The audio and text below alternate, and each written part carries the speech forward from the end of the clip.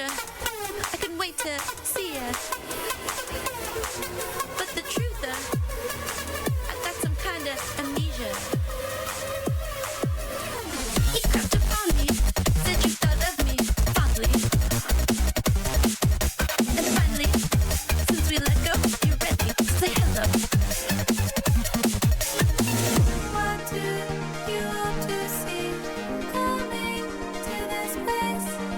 Said you'd never call up. Now you're all up in my face, in my face, in my face, in my face.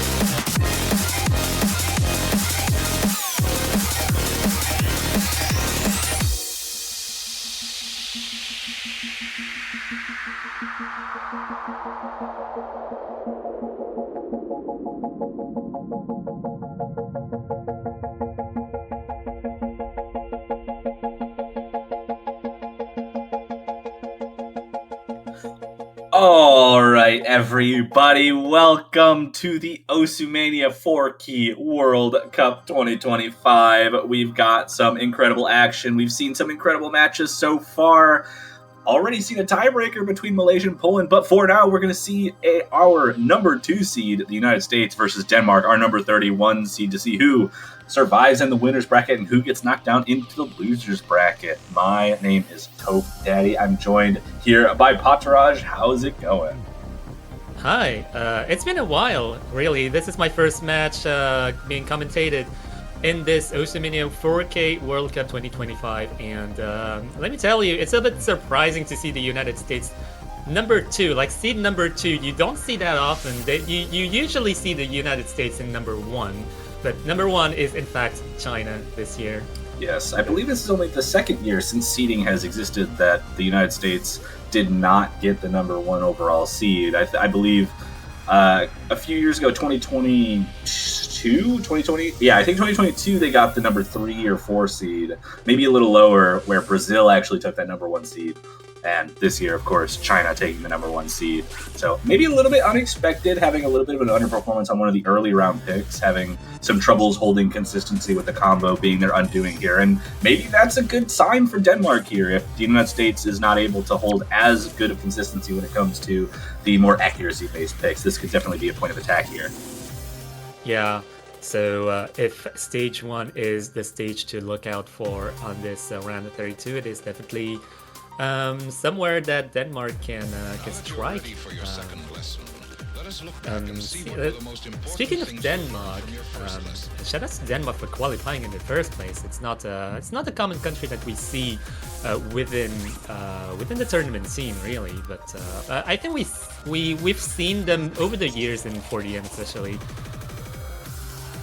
Yeah, absolutely. But very good to see them here. Just need to get into the lobby here. I'm assuming that rolls and bans are happening right around now.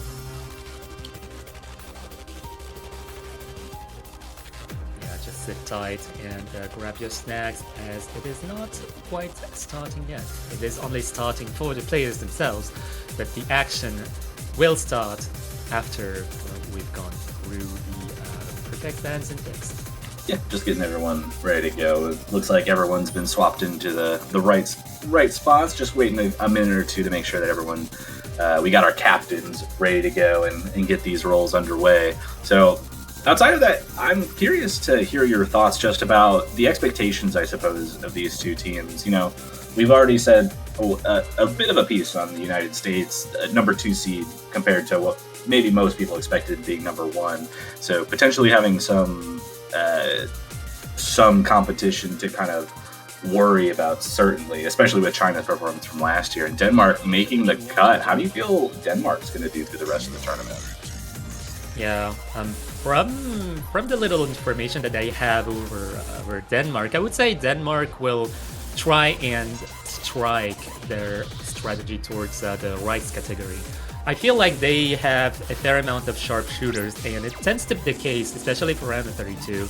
I feel like the top 32 countries are definitely able to sustain the physicality that the overall round of 32 Rice is providing, and definitely counting on some chokes from the United States, because the United States is also very, very strong in accuracy in their own regard.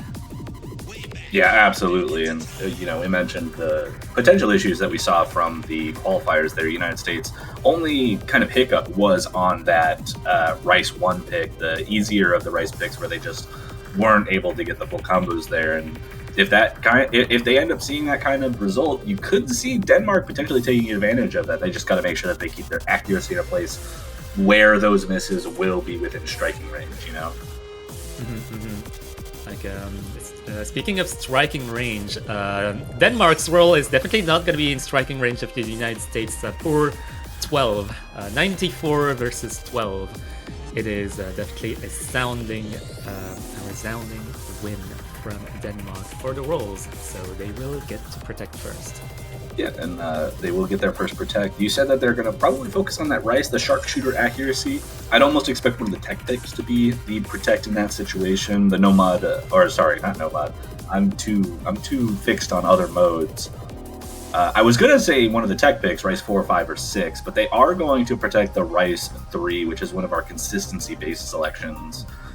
So going with, definitely still sticking in that sharpshooter accuracy range, but maybe not where I would have expected given the United States' performance on the qualifiers. Yeah, speaking of which, a pretty major change for round of 32 this year around is that we've got a Court Jack / Jack oriented pick this time around, because the SVs do not exist in this edition anymore. So they are being replaced by, well, they have been replaced by other picks, namely one Rice and one Hybrid. The first ban is going to go towards LN2. The Protect from the United States also went into the Rice category, surprisingly enough. Tech, as you've pointed out, which is a little bit counterintuitive, I guess, given what we've said so far. Yeah, a little bit of a surprise, but, the United States knows what they want. They know what they want to do early on, and we say that they had struggles potentially on the Rice 1 pick in qualifiers, but that shouldn't take away from their just pure ability. But we do see that ban on LN3 as well. We could be seeing just a full Rice match right here, given the comfort levels of these two teams, and Denmark immediately going to go with their Protect, that Nomad 3 coming out immediately. Well, I mean, it's definitely a respectable strategy. It's a valid strategy. Sometimes you save your Protect for later. Sometimes you just go with it right from the get-go. And Denmark just chose to go for it right from the get-go.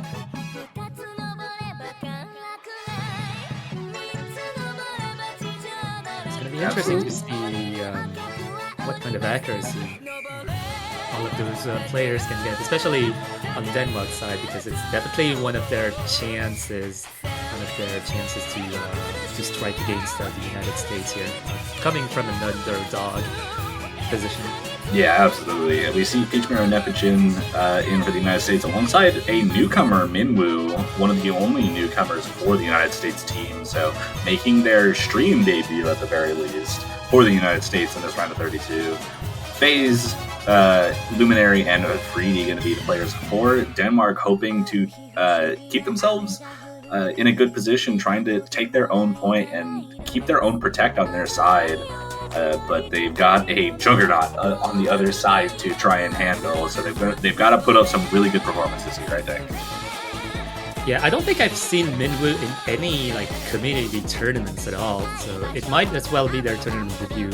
That's a little bit interesting to think about. And it definitely is. I as just a note, I mean, I'm very close with the United States team, and they actually talked to me about their tryouts and who should get in, and I saw Minwoo's name on the tryout sheet, and I straight up asked them who that was, because I've never heard of this person, but they made the team and helped the United States get to that second overall seed, and are going to be making their stream debut. Luminary, though, going to be the first break there. All three players in the United States holding strong in this intersection, but that is going to be pretty painful for Denmark, especially given that they need to hope for some misses on the United States, and that definitely gives the United States some amount of cushion, some wiggle room to work with, even if they were to miss.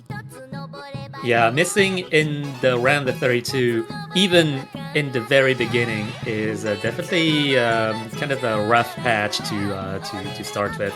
Kind of a late start for Luminary. Unfortunate here. We can see that Minwoo has a very high scroll speed. We get to discover that from their stream debut. Yeah, absolutely. Some really, really strong accuracy from the United States. I was going to mention that Nepichin actually had 100% for a while there, but does turn the human genes on, drops down to 99.99%, but unfortunately Luminary is going to find yet another drop. FaZe and Freedy actually both doing very well themselves, both above 99.8, but the difference right now, Luminary just not able to keep up quite as much. Yeah, watching the ratios from the Denmark team, it doesn't seem quite as precise as the American side, but they're definitely holding on to 99.8, which is pretty decent still. But what can you do against the United States? Like triple 997, 996 now.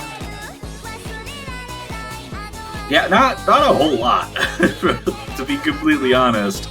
And it's not like Denmark has bad scores themselves. Two players above 99.97, both holding the full combo.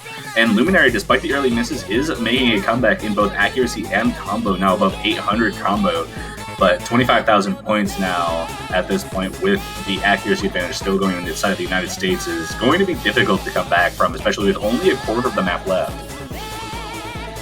Yeah, dare I say the last quarter of the map is definitely not the least straightforward quarter, so we can hope for a choke still, a few chokes from the United States that would steer the balance towards Denmark, but 30-something thousand points is definitely not super recoverable with this amount of song remaining, unfortunately.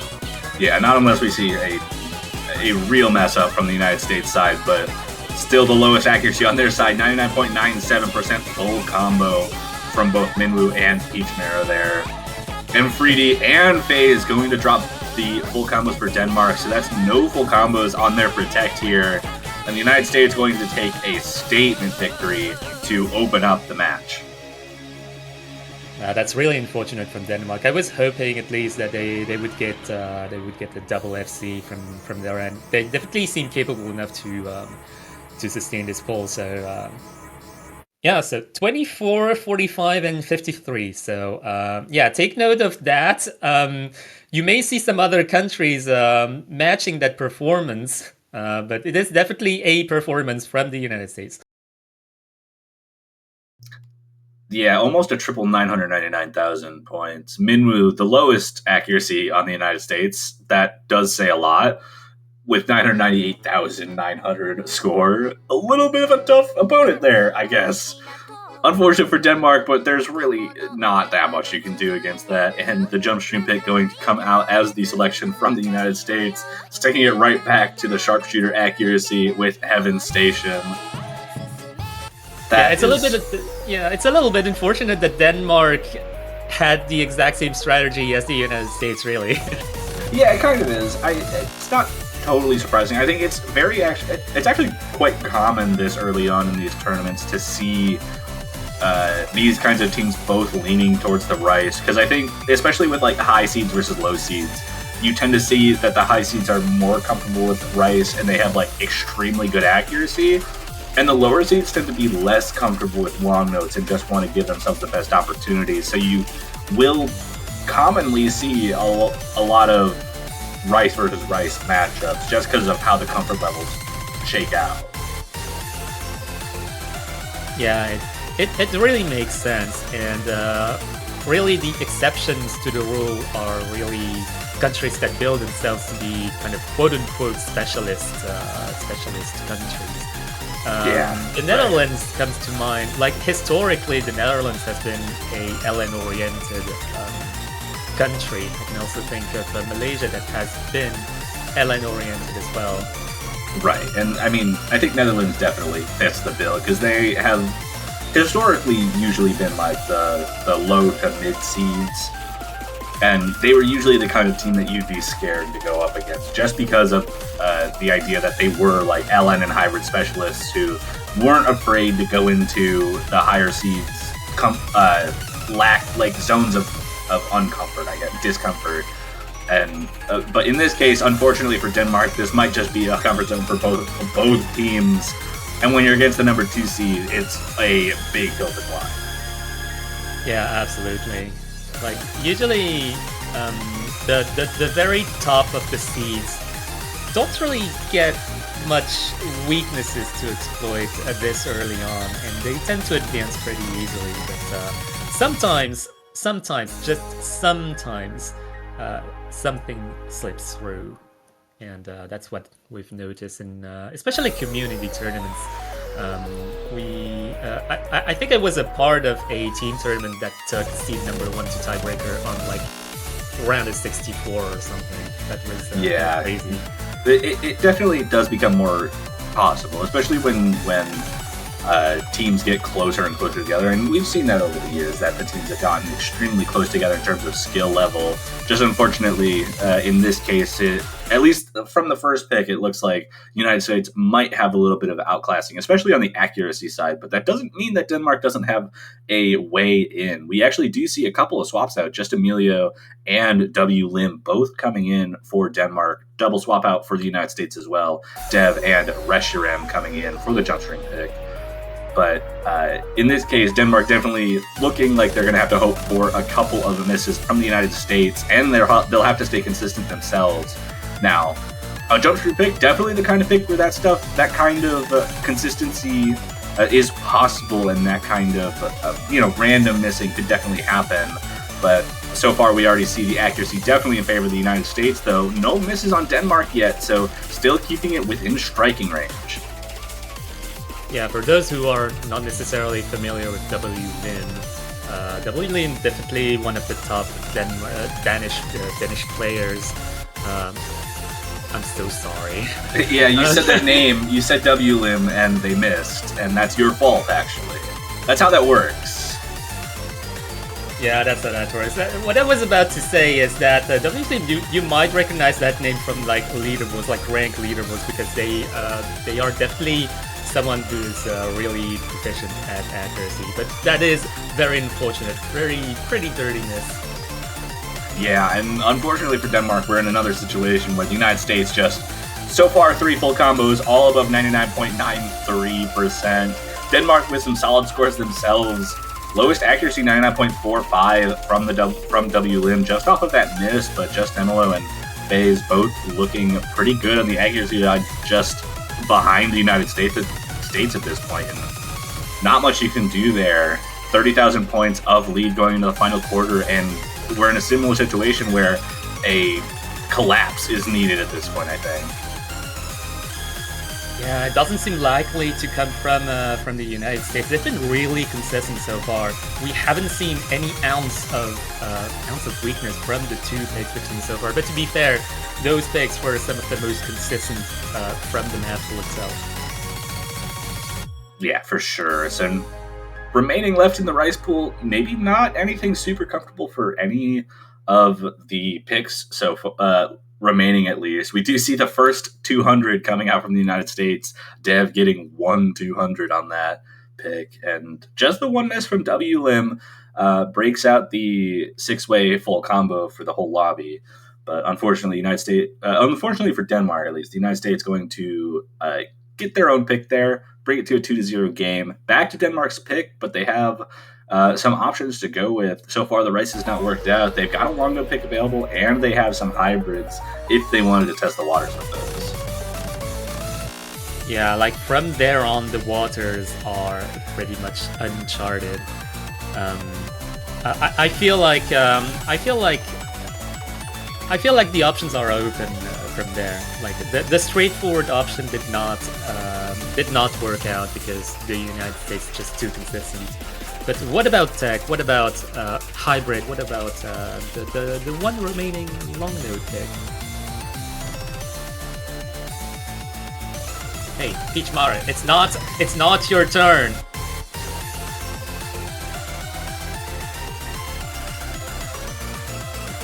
Just revealing their hand right now. So we are to assume that the United States is going to pick rice 4 after Denmark has made their pick right now.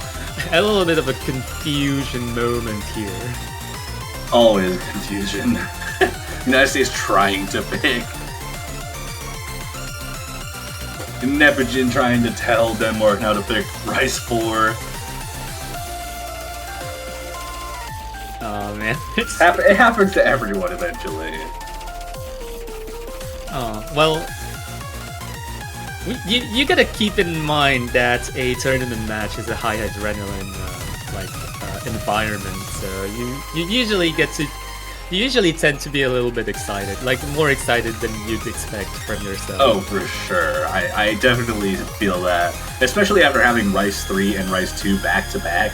It almost feels like it could have been anyone's pick going for Rice 2. And there it is, Rice 4 gets picked anyways! No way! I actually don't know if I like this pick, knowing, like, coming from Denmark, at this point, you know that the U.S. wants to pick it. I don't know if this is the strongest idea, but it ends up the pick anyways. I mean, just to make the statement they're not scared. They're not scared of the United States. Yeah, no, they meant to pick Rice 4. Well, let's go for Rice 4 anyways. Let's go for it. I mean, they're taking their offer. Yeah. Or maybe Nepogen just has some really good charisma. That's telling them to pick Nomad 4 Rice 4. I keep going into other mode commentary, but Rice 4, him saying to pick it, he just had that charismatic attitude. And Denmark wanted to pick it because of it. Yeah, they like they got gaslit into picking Rice 4. I feel like that's a little bit crazy. That's how it goes sometimes.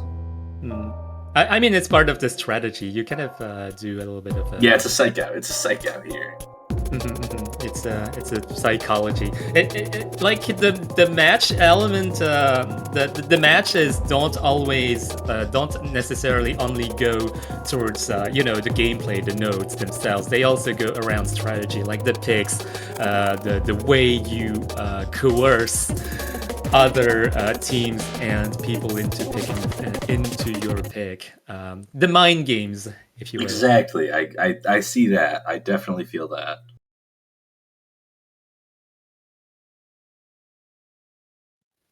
I love tournaments.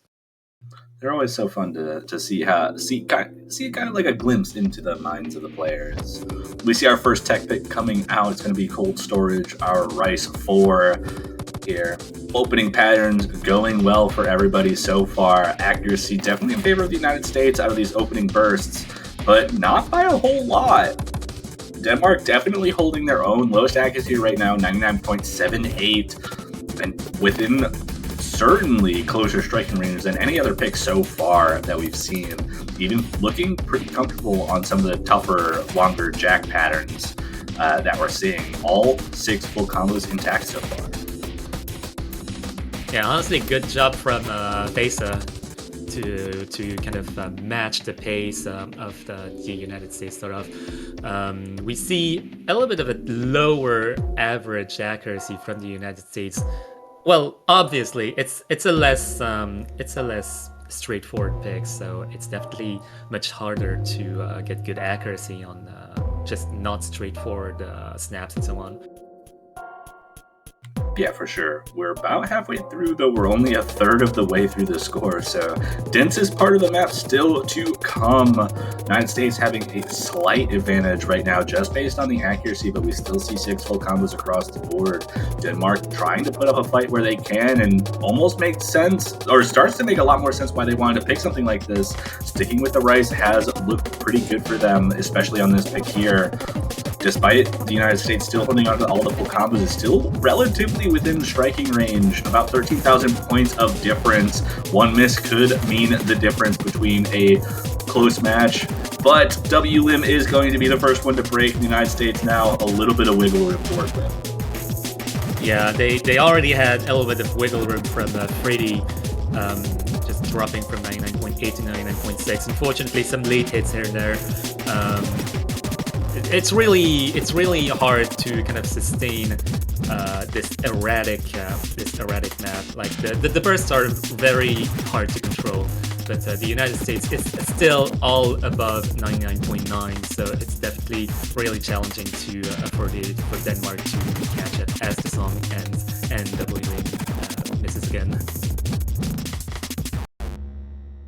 Yeah, and there's the ending of the map. WLIM unfortunately finding another break towards the end, but 2 full combos for Denmark yet again, 3 full combos for the United States, 3 V1 double S's, just showing their dominance on this pick. Dev this time getting the MVP in the lobby and taking yet another break point for the United States. Yeah, I gotta say, Dev is definitely a one kind of monster in terms of early game proficiency. And combine that with Nepijin, who is basically good at every single stage. Minwoo, for their first performance, for their first match, is definitely showing what they're capable of. Not necessarily carrying the team, but definitely providing a very, very solid support to the United States. Yeah, absolutely. But it is the United States pick. Denmark stealing their own pick from before. And also Freedy trying to steal the United States pick this time. Yeah, we're picking Rice 4 once again. And Rice 5 comes out. We got Tsukumayo Kansete Kuyashiwa.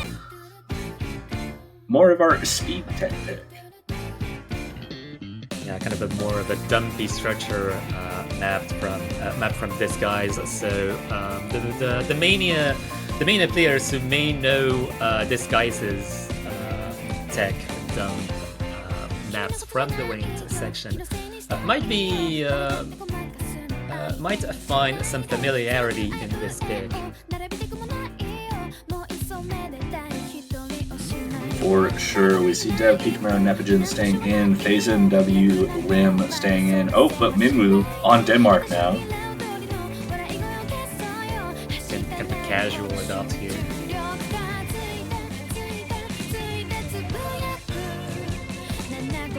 Jumping in for the United States now. Minwoo swapping sides correctly now. Denmark waiting for their third player.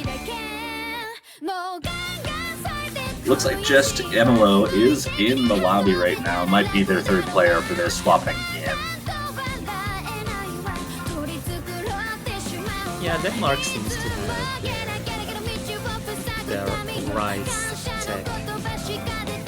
I feel like Denmark has their Rice 4, but they have one interchangeable player here and there, depending on the singular proficiencies here and there, like on straightforward, or more or less straightforward picks, more or less Jackie picks, more or less bursty picks.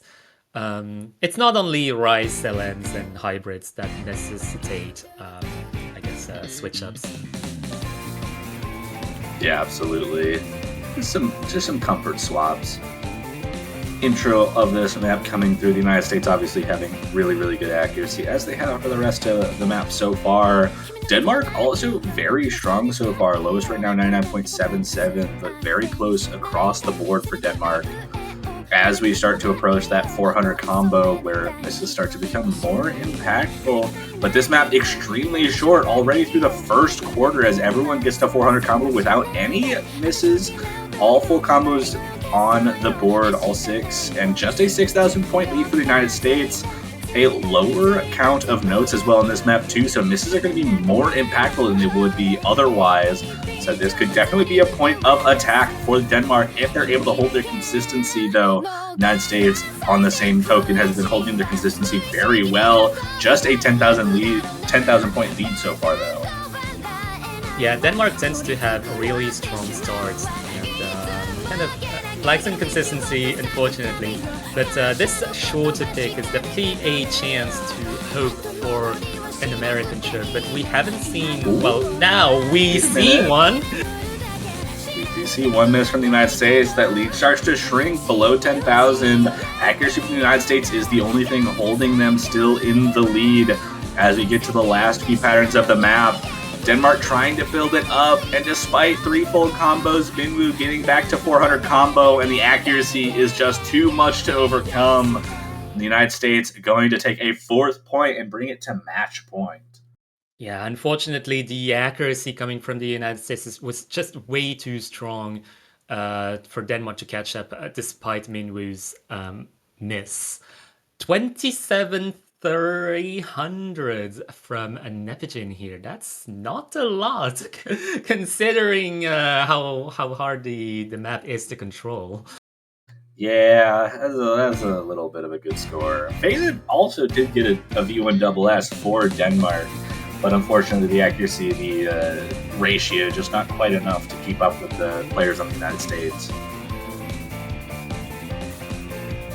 And we are at match point, 4-0 for the United States against Denmark. Denmark picks next. And I do want to say Denmark might be able to try something new with the hybrids, but at the same time, it could be funny to have a full rice match. Yeah, it definitely would. Denmark have 2 rice picks available, but outside of that, they do have all 3 hybrids still available and one of the long notes if they wanted to kind of shake it up, just see if they could take a point on something they're maybe not as comfortable with. But... And we get our Osu original. We get the hybrid 2 here. I'm very excited about that. Yeah, I was very excited to see Muyu being featured here in this. In Osu World Cups in general, I've been following them on SoundCloud for a while. Like I like their jazzy vibes.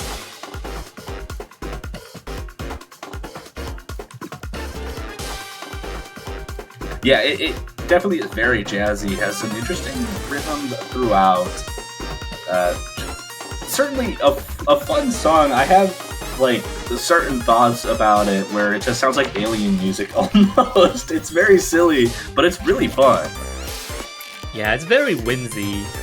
It has a very whimsy approach, which I didn't quite expect coming from Muyu for a World Cup here, but quite interesting approach, really. Yeah, absolutely. We do see Minwoo dropping out, as well as Dev, Peach Marrow, Nepogen going to be in for the United States. Hello Sun making their stream debut for this tournament. We do see some common names for Denmark. Phasa, Wlin, and Just Emilo looking to try anything they can to take a point from the United States. Need to get their own pick here if they want to stay alive in the winner's bracket, but the United States looking extremely strong so far. Yeah, it seems that Minwoo is only meant for rice picks. This time hybrid is going to be a mix of rice and long notes. So Hello Sun, definitely proficient in both sides of the coin, especially over the years. We've seen Hello Sun, I think, start with kind of a rice-oriented career, but as the years went on, definitely improved a lot on tournament-oriented maps as a whole. Yeah, just thinking about their abilities and skill sets in general, I almost see them as like a mini Nepogen, which is a scary thought to have, thinking that the United States has 2 players like Nepogen on their squad. But one way or another, we do see them swapping in for the first time. All 6 players getting into this intro quite well. A little bit of a lower accuracy from Denmark as compared to the previous picks. Same thing with the United States, but no one with any misses yet. All 6 full combos intact. United States just with a slightly better accuracy so far. Yeah, I think what Denmark has to do here is just maintain the combo strategy, hope for a show coming from the United States. We've seen that the United States is definitely not invulnerable to misses, as we've seen on Minwoo's side on the previous pick. Yeah, absolutely. So far, looking very consistent for both sides. This is definitely a map where misses come pretty easily. You can see the really awkward patterns throughout it. Some shield-based LN patterns, which are always pretty difficult. And Just Emilo going to be the first one to break, unfortunately, for Denmark. Yeah, that was a fairly clean miss. And another clean miss from Wlin here. Not that much accuracy drop here, but the combo break, especially halfway through the map, is definitely gonna hurt Denmark's chances to catch up, especially as we're reaching 30,000 points of lead for the United States on the match point. Yeah, absolutely. Looking very sharp for the United States. And the last full combo on Denmark does fall there for Phasa.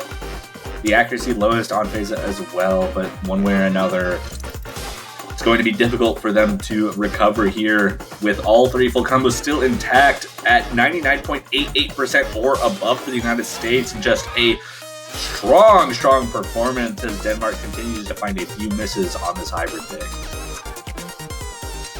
Yeah, no, it's a little bit unfortunate to see Wlin miss that much on matches. It might come from nerds, it might come from hardware issues even, but yeah, it's a little bit uncharacteristic to see them fall to here.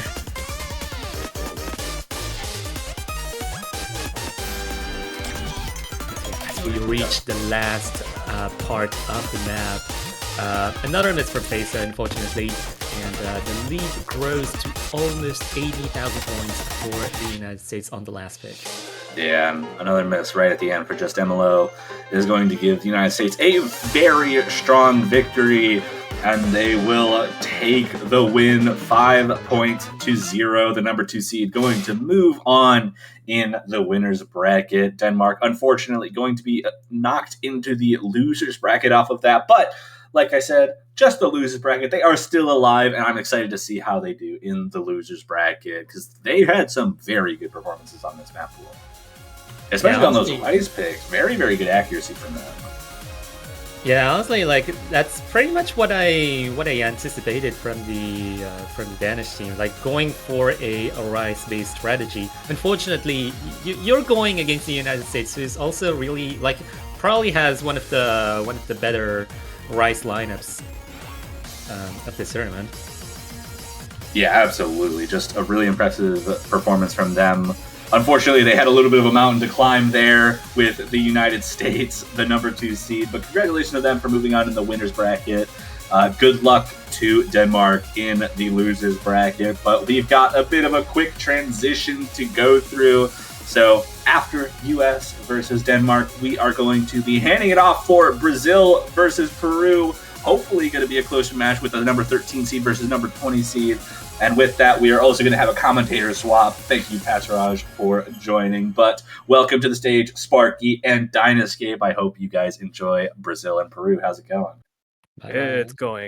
It's going absolutely fantastic, Toph. Thank you for that wonderful transition. As previously mentioned, my name is Sparky, and I will be taking over the reins here after Toph and Patraj's wonderful broadcast here, being joined by none other than Dynascape. Dyna, how's it going, man? Going great as always, Sparky. And as you said, this match is going to be an amazing one. Brazil versus Peru, number 13 versus number 20. And despite what the seeds depict, I think this is going to be a very, very close match. Here's hoping. And here's why. Brazil, very, very good when it comes to rice picks. Peru actually ekes out Brazil when it comes to LNI hybrids as a whole.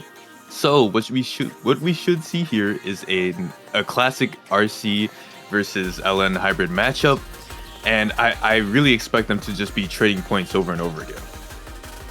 Yeah, that's always the expectation, and I mean these two go way back in terms of overall competitive matchups, and I mean Brazil has been a long-standing country in the realm of 4-key. A lot of new faces, a lot of players coming over from like that 40M squad from a couple years back, getting the promotion onto the main roster overall.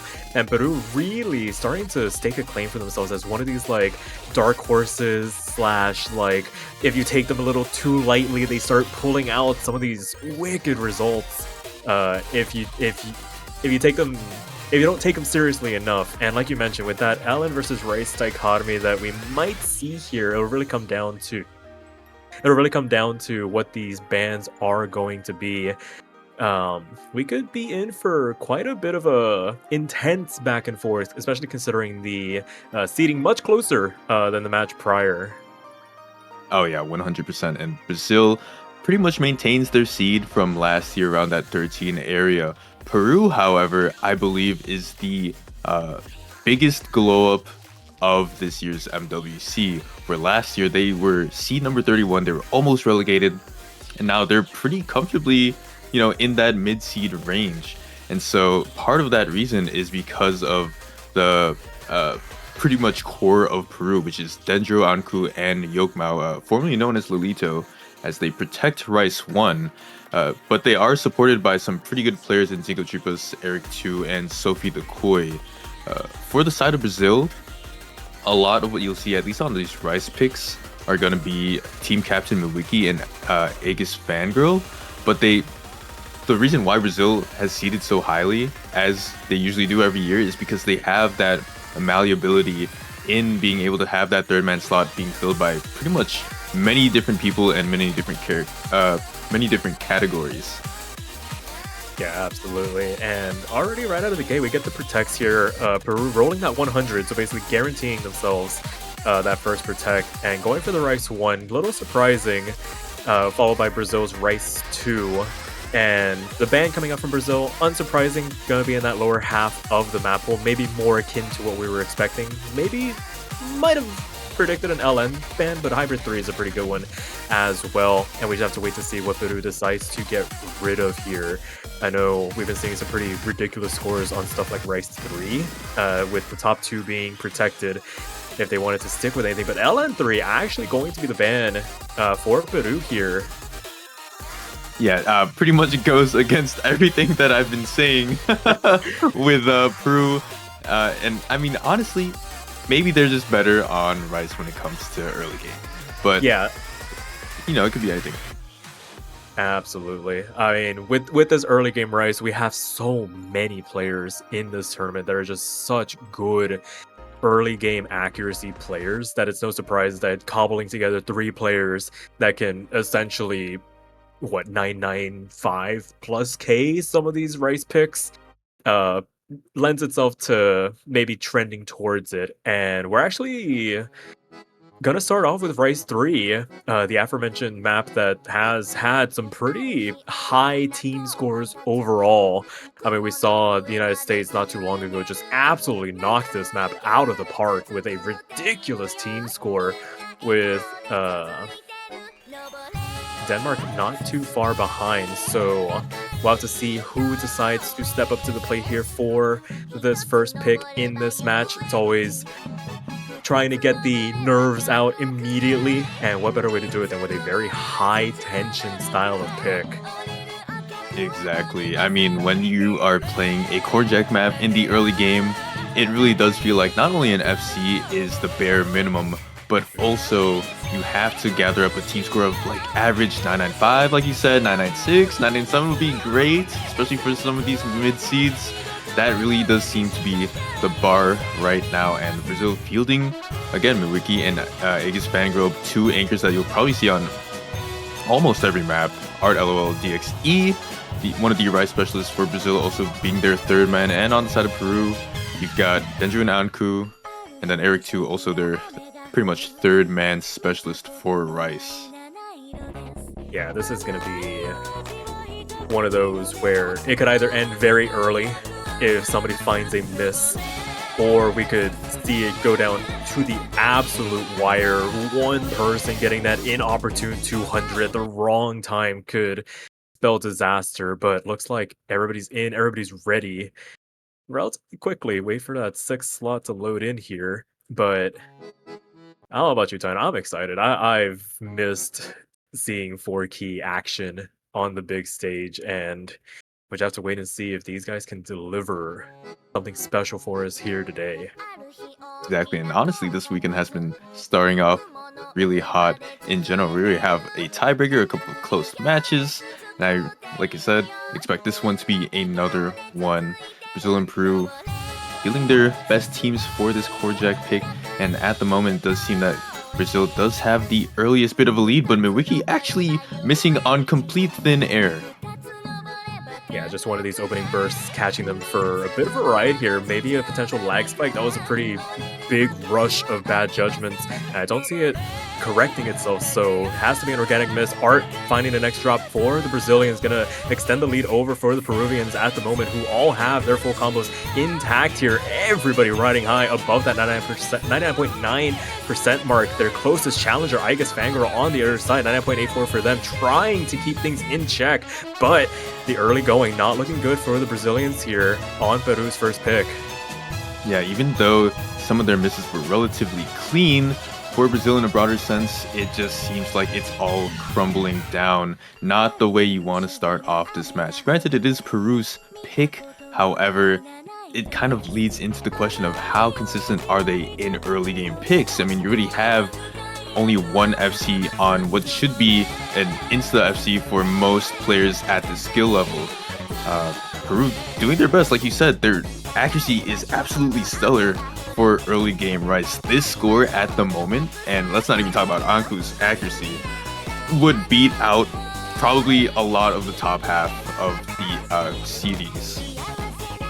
Yeah, I would imagine some of the higher seeded teams are looking at Peru's current team score at the moment and being like, what the heck is going on? But this is the double-edged sword that you play with when it comes to Korjak style picks in this tournament. You either have runs like the side of Peru or you have runs like the side of Brazil where it's just those little misses here and there that really do add up. It's 20,000 points going into the last quarter of the map. All three Peruvians still above that 99.95% mark. Igus Fangirl still doing everything in their power to try and keep it close. Art recovering very nicely from their earlier drop, as well as Miwiki, but it could be too little too late. And shame that it happened so early on, because right now, looking at these current accuracies, if we had a 6-way FC run, this could be down to the wire. But at the moment, Peru just overall putting their foot down on this opening pick through these last couple of dense chords and making it through unscathed. It's just going to be a matter of what that 300 count at the end is going to look like, because this is going to be a hell of a team score. Miwiki finding another drop, but it is too little too late. Peru going to convincingly take their first pick in this match to make it 0-1, and 15 300s for Anku, taking the MVP plot. It's 99.9996999. That is way too many nines. You've actually, Anku with that score is probably one of the top performers so far that we've seen, if not the. I'm not too sure on personal statistic leaderboards, but that's got to be up there, as well as the team score in general. Aside from Dendro with that 150, how do you even compete with a average team score of what, 99 or 998.5 or something like that? I mean, That's ridiculous. Brazil definitely tried their best, but Peru had it in the bag 100%. What a scary start for Brazil. It is their pick, and I want to see if that performance from Peru scared them off from Rice. I mean, historically in the past, they haven't been ones to shy away from LN picks, but with the way the overall pick strategy has been shaping up so far this weekend, everybody seems to have been willing to make me eat my words. It's going to be LN2 here as a response for Brazil. Yeah, we're gonna see the density pick. Usually the safest pick to start off with when you're dipping your toes into the LN pool. We're gonna have to see how Brazil and Peru do on fairly light, streamy density, and it's not too fast either, 185. I think this should be manageable by all of these 6 players. It's just a matter of keeping your combo and general accuracy.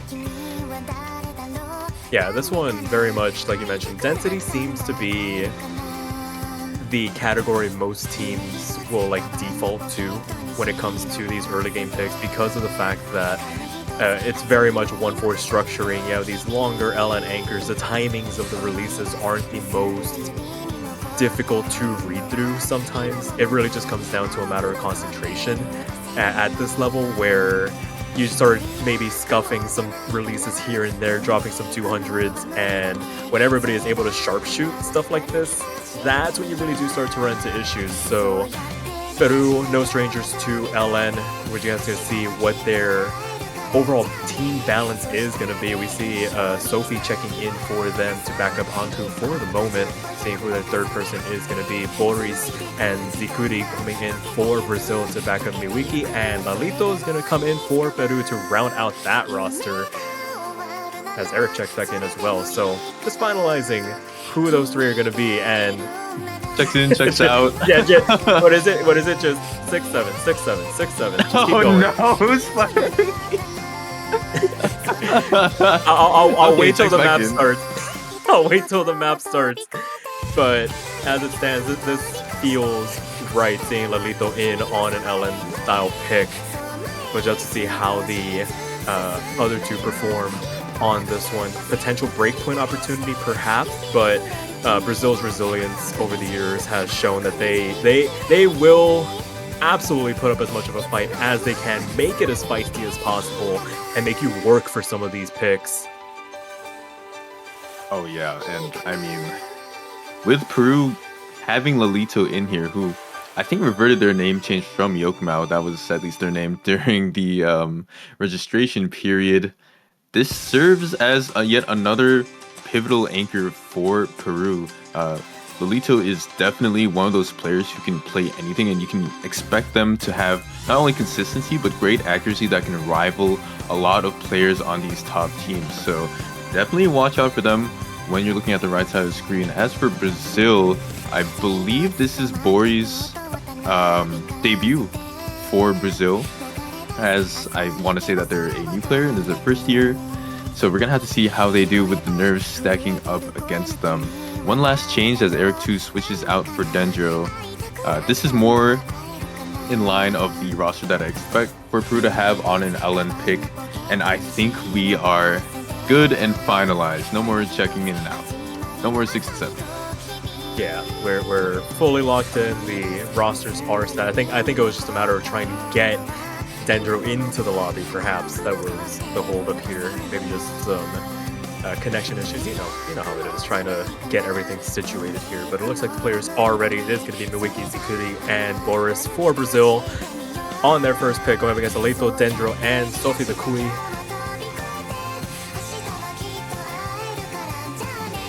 And it seems like they are getting ready to go. As good luck, have funs come out. The golf balls are out in the chat.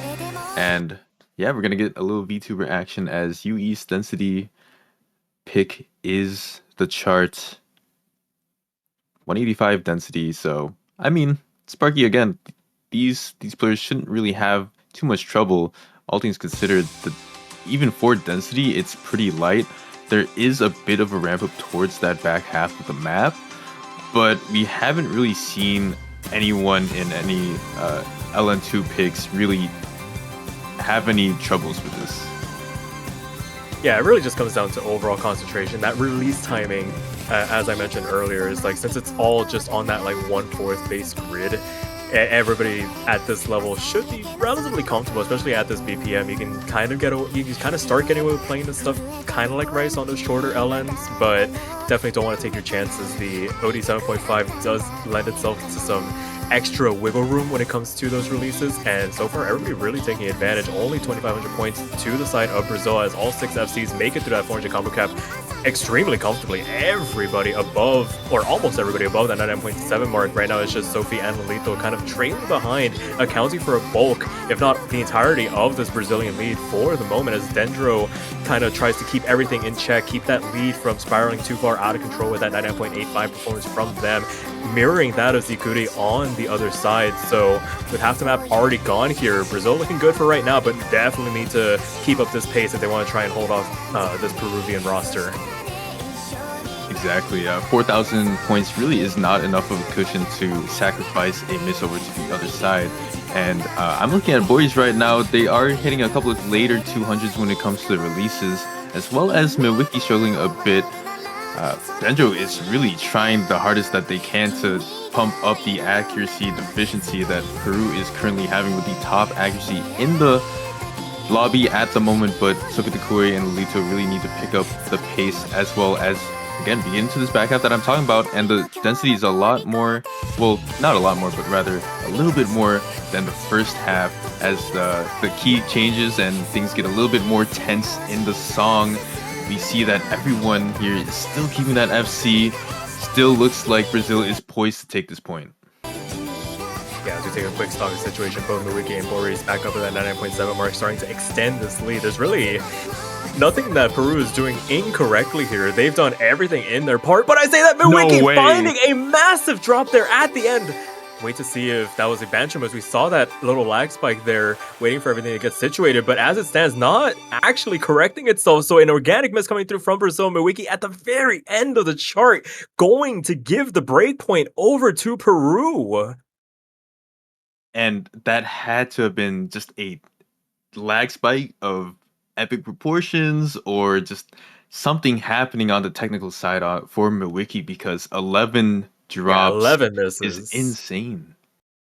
Yeah, definitely uncharacteristic. Has to have been something there, at least as far as we can speculate on. But unfortunate timing. They were looking incredibly good at the end, making that or recovering some of that accuracy to really extend the lead, and even even the overall script that the refs used got confused there. I thought it was 1-1 Brazil, but no, it is 0-2 Peru.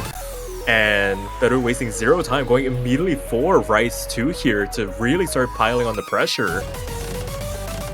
Oh man, yeah, Peru, this is your most opportune moment to strike. I said this would be a close one, but when you take a break point like that, you have to try to run away with it as quickly as possible. I mean, when Mawiki missed at the end of that map, it was kind of like a please say psych moment where you were hoping that it was about to miss, and I mean, it just wasn't, and such an unfortunate circumstance for Brazil, but they got to do their best to pick their heads back up and get back into the match. Again, Peru is picking into Rice, so the script, at least in my eyes, is flipped with Peru yet again going for Rice, but I really do think that Brazil has that roster that can rival Peru when it comes to a map like this with early game jump stream. I'm taking a look right now at the Peru Rice 1 qualifiers and why they did so poorly, because they placed 20th, which was way below Brazil's, or I'm sorry, they placed 29th on the Rice 1 qualifier, the accuracy qualifier, way below Brazil's 12th, and that was due to a couple chokes on both runs for Peru. So maybe they're a bit underrepresented when it comes to Rice, but I mean, Brazil should still, you know, on paper, be matching them by a decent amount. Yeah, absolutely. This is one of those volatile picks where, similar to Rice 3, you can have one of those kinds of runs where it's just those little nitpicks here and there, one drop here, 50 there, a couple of 200s there, and it just blows the entire run out of proportion to the other team. Or all three of you guys just lock in at the same time and just pull off a performance of a lifetime. So I feel like that's going to be the name of the game for this match as it stands. Just overall composure, needing to be in check, not falling to the pitfalls of those late game chokes or those early map misses where, I mean, we've seen it already where I don't want to say a commanding lead, but a overall convincing lead. Brazil definitely had it on that previous pick, so they do have it within themselves to keep themselves ahead for now. And if you're looking at this match and you see 20 versus 13, you would imagine it's like, oh, Peru's probably the higher seed. No, I mean, they're very much punching above their weight right now. Like you said, just maybe a little underrepresented on that on the accuracy side when it came to the qualifiers, but definitely not ones to be taken lightly, at least so far, as we get this third map underway. Lalito, Eric, Anku coming in for the Peruvians, and Art and Igus Fangirl coming back in to back up Ziguri for right now as we get this one started. 225 BPM jump stream starting off relatively quickly here, and everybody off to a fabulous start for the moment. Brazil actually picking up the advantage for the moment. 1,000 points to the good. Not one to rest on your laurels, but definitely taking heart when taking into consideration that LN2 performance from earlier. Exactly, and even though this jump stream is only 225 BPM, and with the length being pretty short, I think the main thing you want to look at this chart is the bursts that come up in between some of these sections. Sometimes they can be really, really intrusive to the point where you might be able to choke it, as well as the jump stream in general is pretty dense, and also the patterning does include a lot of one-hand trills, so definitely something to watch out for, especially in the back half. But Brazil, once again, up to about a 4,000 or 5,000 lead, just like we saw in LN. It's just a matter of can they hold it this time. Yeah, third map left to go here, increasing their lead to the tune of about 6,000 points. All three of their players above that 99.9% mark. Next closest would be Anku for the side of Peru. Lalito and Eric not really putting a foot wrong here, but trailing behind a 10th and 2 10ths respectively to their Brazilian counterparts, accounting for the bulk of the 7,000 point lead. A quarter of the map still left to go here, driving right back on into this intense jump stream, a couple of breaks here and there, taking stock of the situation before Diamond Rat back on in, adding some hands just for good measure as well. And nobody getting caught out for the moment. All 6 FCs still left on the board. A couple of charges coming out from the side of Peru, gonna help extend this lead for the Brazilians. Is it going to be a breakpoint getting given back to the Brazilians? Last couple of notes rain down, and it is going to be Brazil taking back that breakpoint they gave on over, making it 1-2 here. And this is more the speed that I was expecting from Brazil. 2 DDPs by both Zikuri and Art LOL DXE, I guess with a very good supporting score with a 997 as well. Unfortunately for Peru, they do fall. Anku does top the leaderboards with a very good 998.5 exactly, but Lolito and Eric just had kind of a accuracy difference between the second and third players for Brazil. So now it's kind of back to the drawing board for Peru as they figure out, hey, maybe we shouldn't pick Rice too much, because that was like you said, a pretty convincing lead, just like how LN was before that unfortunate miss by Miwiki. So with Brazil up to pick next, I think they should feel good about going into Rice 1, because I want to say that that was their protect. It's just a matter of, do they want to pull the trigger right now? Yeah, now the shoe's kind of on the other foot, where Peru immediately shotgun one of the 2 protects immediately after getting that LM point. Does Brazil answer back by picking one of the 2 protected pick? But no, it's going to be Rice 5 actually. Just complete 180 going down into the more technical picks of the Rice pool. Maybe just going to add some discomfort to the side of Peru with something a little bit less, dare I say, standard in terms of overall pattern structure. It's only definitely much shorter in the grand scheme of things.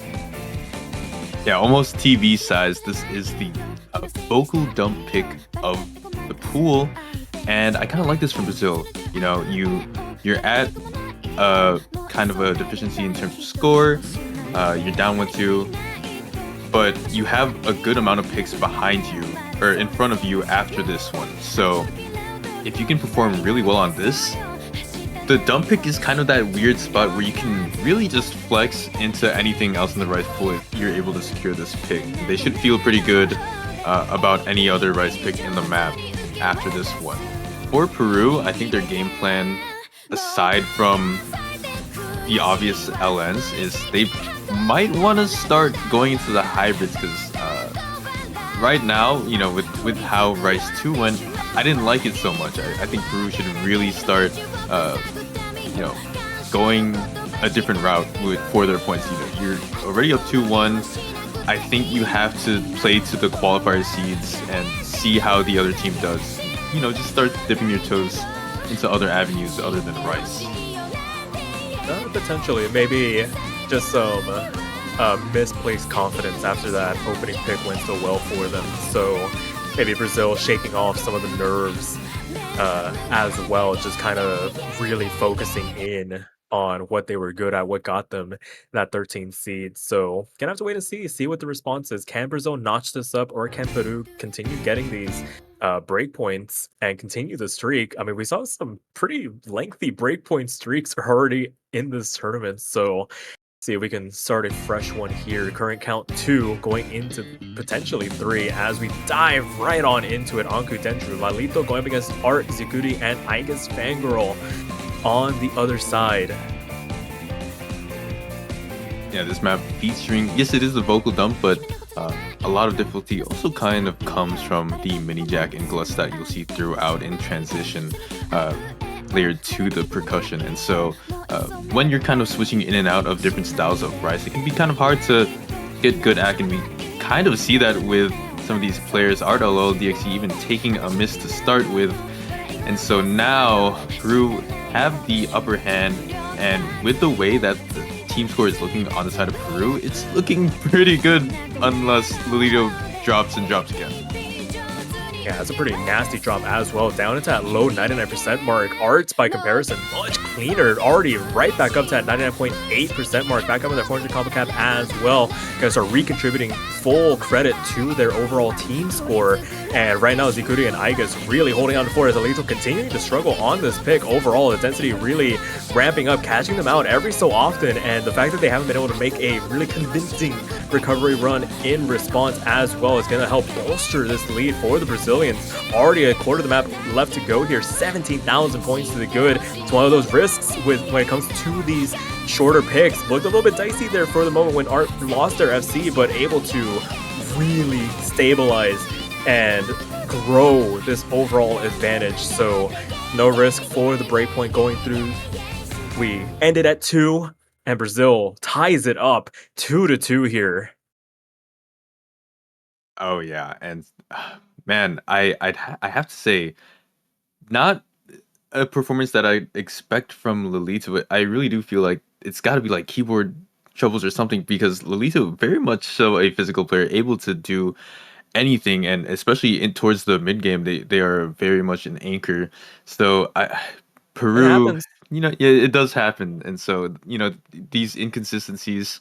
It is a team game, so if one of you mess up, it might be just over for you on the point. And so with Brazil going up and securing the tie 2-2, Peru go back to the drawing board and go into their protect of Rice 1. How do you feel about this pick, Sparky? I mean, given the 300 counts from Rice 2, I'm not super convinced on this pick, actually. The fact that we have Brazil just getting these like double, close to triple, double-digit perfect counts on these Rice picks. I mean, sure, Rice 3 kind of an anomaly, but they did have sub 100, 300 counts. It was just the misses that really were their undoing on that pick. And they managed to clean it up for Rice 2, got that point, and now Peru potentially opening themselves up to a breakpoint opportunity. I stand to be convinced by Peru. We both know historically this roster can put out some pretty nice performances overall, but you just gonna have to wait and see. A little bit longer, a little bit more chance for recovery if needed. 2 minutes 20 is definitely feels like a lifetime when you add those 40 seconds back on in comparison to something like Rice 5 there. So we'll see Anku, Dendro, and Eric this time around for Peru. See if bringing in Eric this time around can maybe help stabilize the performance overall. Because right now, Art, Aigus, and Zikuri really building up some momentum here when it comes to these Rice performances. Exactly. I feel like Brazil as a whole, what they've shown us so far is that they can put out some pretty good team scores in general. But watch out for Peru on a pick like this, because Anku and Dendro, I feel, are a little bit stronger in terms of scoring power and accuracy on maps like these. As we saw in the last map, Rise 5, Dendro and Anku actually were the top 2 scorers compared to anyone on Brazil. So as long as Eric can really provide a good supporting score, as they have done so in the past, it might actually be a Peru victory. And with Z Curry and their unfortunate drop, it looks like Peru's going to take a very early lead.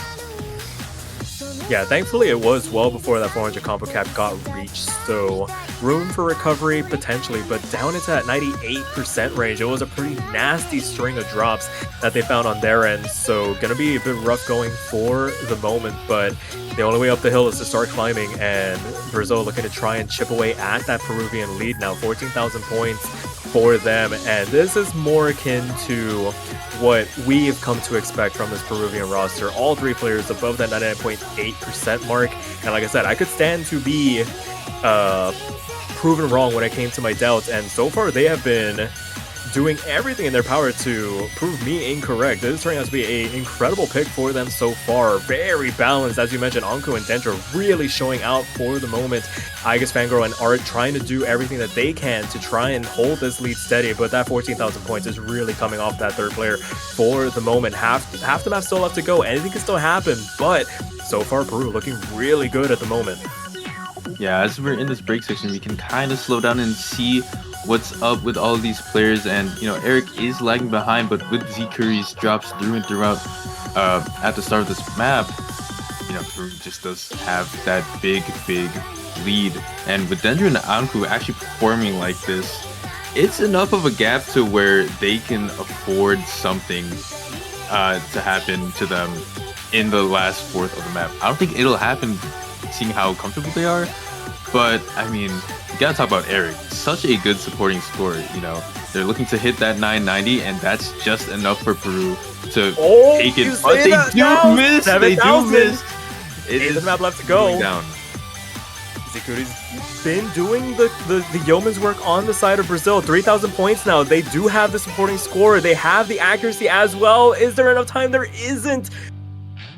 Last couple of notes rain down. 2,100 points, the margin of victory, and Peru get away with one there at the very end. They needed that score from Anku and Dendro. That 68,300 performance, 998k for the MVP to secure themselves that point. Oh god, that got dicey there at the end. Yeah, as I was talking about Eric, my jaw dropped and my eyes popped out of my sockets as Eric had that drop and a couple 200s go with it. But thankfully, Peru stave off Brazil for yet another point.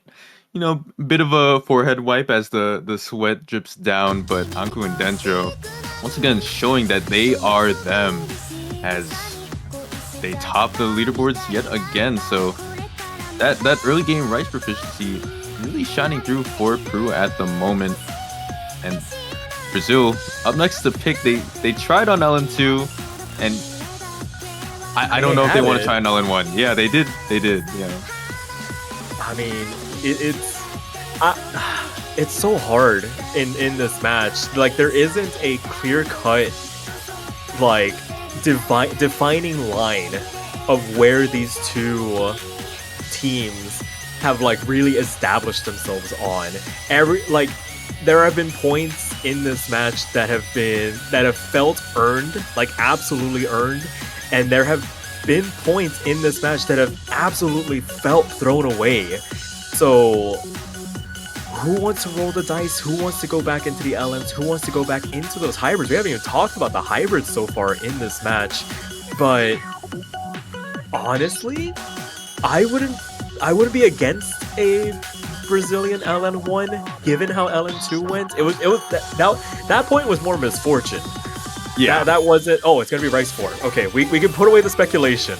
They're going to continue with the Rice picks. We had the aberration. It was a glitch in the system that LN2 even got picked. It looks like these two just want to duke it out on Rice, figure it out, and exhaust all those picks by the looks of it before even thinking about going back down to the lower half of the pool. And I love what you're saying, where some picks, you know, they felt earned, and some of the other picks were really just the will of the wind and how some, you know, the third man felt on that map. I've got to say, I do agree with your statement that, you know, Brazil and Peru don't seem too established in their identity in this match at the moment, but hopefully they can find that as this set goes on. And I think they kind of do have to, as you know, they're trying to whittle down the Rice pool. If this ends up being a 3-3 match, it really is just who is feeling it on the LNs/hybrids. And like I said, you know, Peru pretty good on LNs, but Brazil really did shock me with their 5,000 point lead on LN2 before that unfortunate wiki drop. And yeah, I mean, as we seem to get into a timeout, I don't know, what are your predictions for this match for this map, because this is probably one of the most physically taxing. Do you think Anku's still going to top score? Do you think that Brazil's cohesive unit and being able to have more consistent scores on Rice overall mean that they're going to take this point?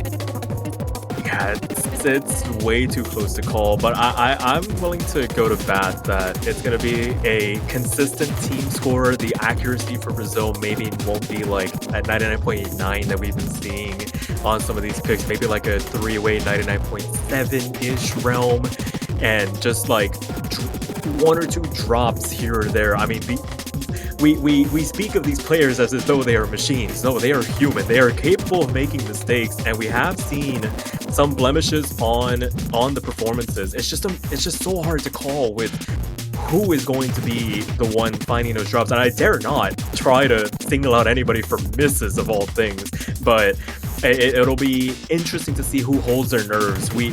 It feels historically whenever we have tech picks like this with Terminal 11, you see the mapper named Pizza69, you know that they're able to cook up some really devastatingly tricky patterns in some of their maps, and it's just gonna be who has the stronger metal. Like, these are teams that have had new players come in, some lesser experienced players. These aren't the stalwart, like, household names that we've seen in the past. These are players trying to really prove a name for themselves, become the next generation of like those players that we've come to know and love from years past. So this could be a really defining pick. This could be match point for Peru, or Brazil just makes this a bona fide best of 3. And me personally, I would love to see a bona fide best of 3. Love nothing more than a close match. So hopefully Brazil can put up a good team score that we've seen so far. But also on the side of Peru, I'd love to see Lolito's usual demeanor in match. We didn't see that in the last pick that they played in, but now that they're warmed up, now that they're ready, I have a lot of confidence in them for this pick. And Anku's been such a shining beacon for Peru as well. Eric too, just being a good third position player. So very exciting pick coming up for this. Absolutely. Everybody's had their moments to shine in the sun across both teams so far. Right now, we're seeing a very intense back and forth as the players begin to climb up to that 400 combo cap, begin getting full credit for all of the judgments that they've been putting down. And so far, nobody has put a foot wrong. As I comb through the playfield, it's just, what, 0.1% separating a couple of players here and there, 99.9s for 4 players in this lobby so far, just separated by 0.5% are Igus, Vanguard, and Lalito for the moment. This is way too close to call for an introductory style. We're going into the second third of this map, and it is under 500 points. Yeah, this is where it really starts to ramp up, right? So now we're going to have to see these players be tested on more physical sections. The bursts are a little bit faster. The mini jacks in between, you know, they get more dense, and so Brazil actually a bit of a lead now, up to 1,000 points, and that's really off of the back of Lolito having a 99.7. You see all of the other 5 players around like 99.8 and 9, but because Brazil, like we said, have that better team score, they're gonna have to run away with the lead here as we get into this last third of the map. Right, you are 3,000 points now, the Brazilian lead for the moment. All 3 of the players well above the 99.8 mark, really making a bulk of the difference. Anku still standing head and shoulders above everybody else.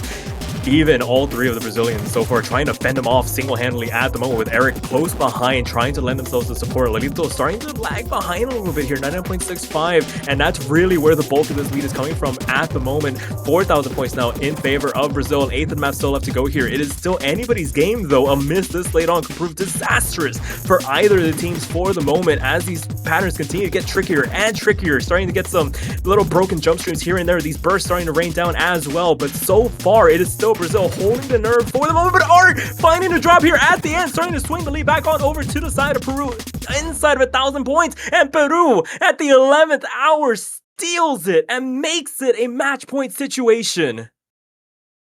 Not what you want to see at all if you are a Brazilian player or fan. I mean, that is just the second point given to Peru in the final seconds. And so with Peru going up 4-2 and it being their pick, Sparky, how do you get up the mental if you're a Brazilian player? I mean, they've been this team knows how to put on a show. They put their supporters through the worst of heart attacks at times and find it within themselves when they are down and out to find a response to bring themselves back into matches. It is 2-4 in favor of Peru. Upset on the cards, with Peru up to pick. The worst kind of situation to find yourself in.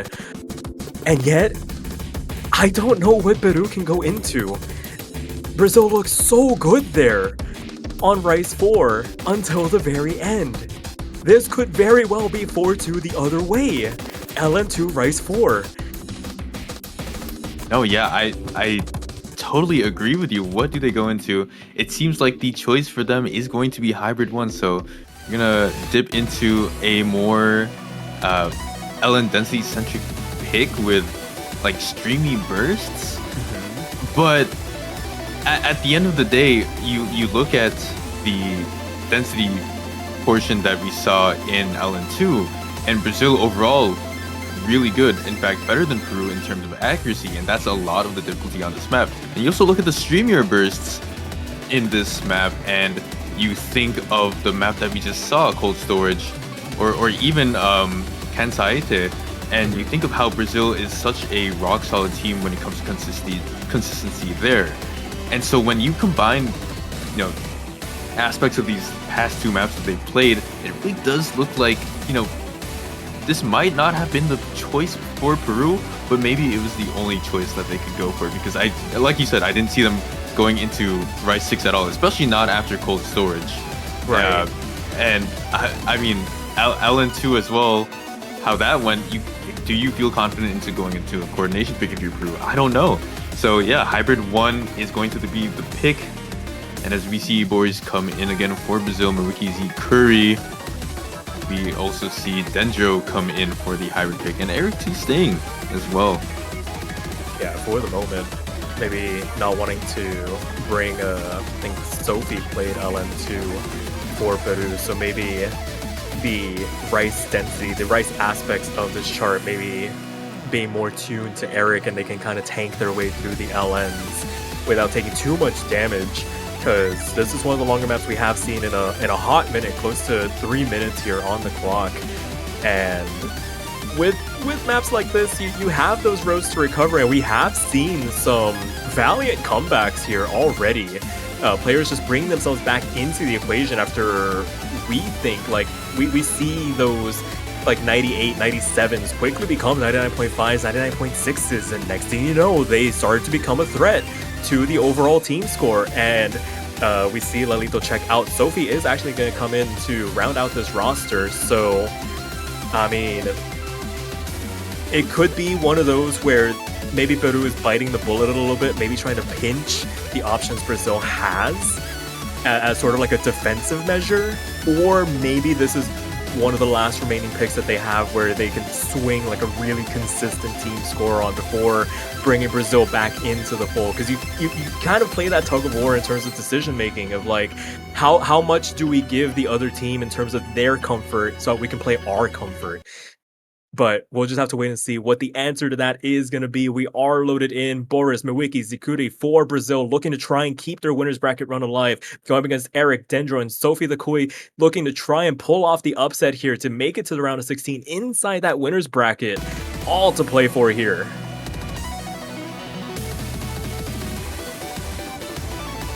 Pretty good start from both teams. In general, it does come at you quite quickly.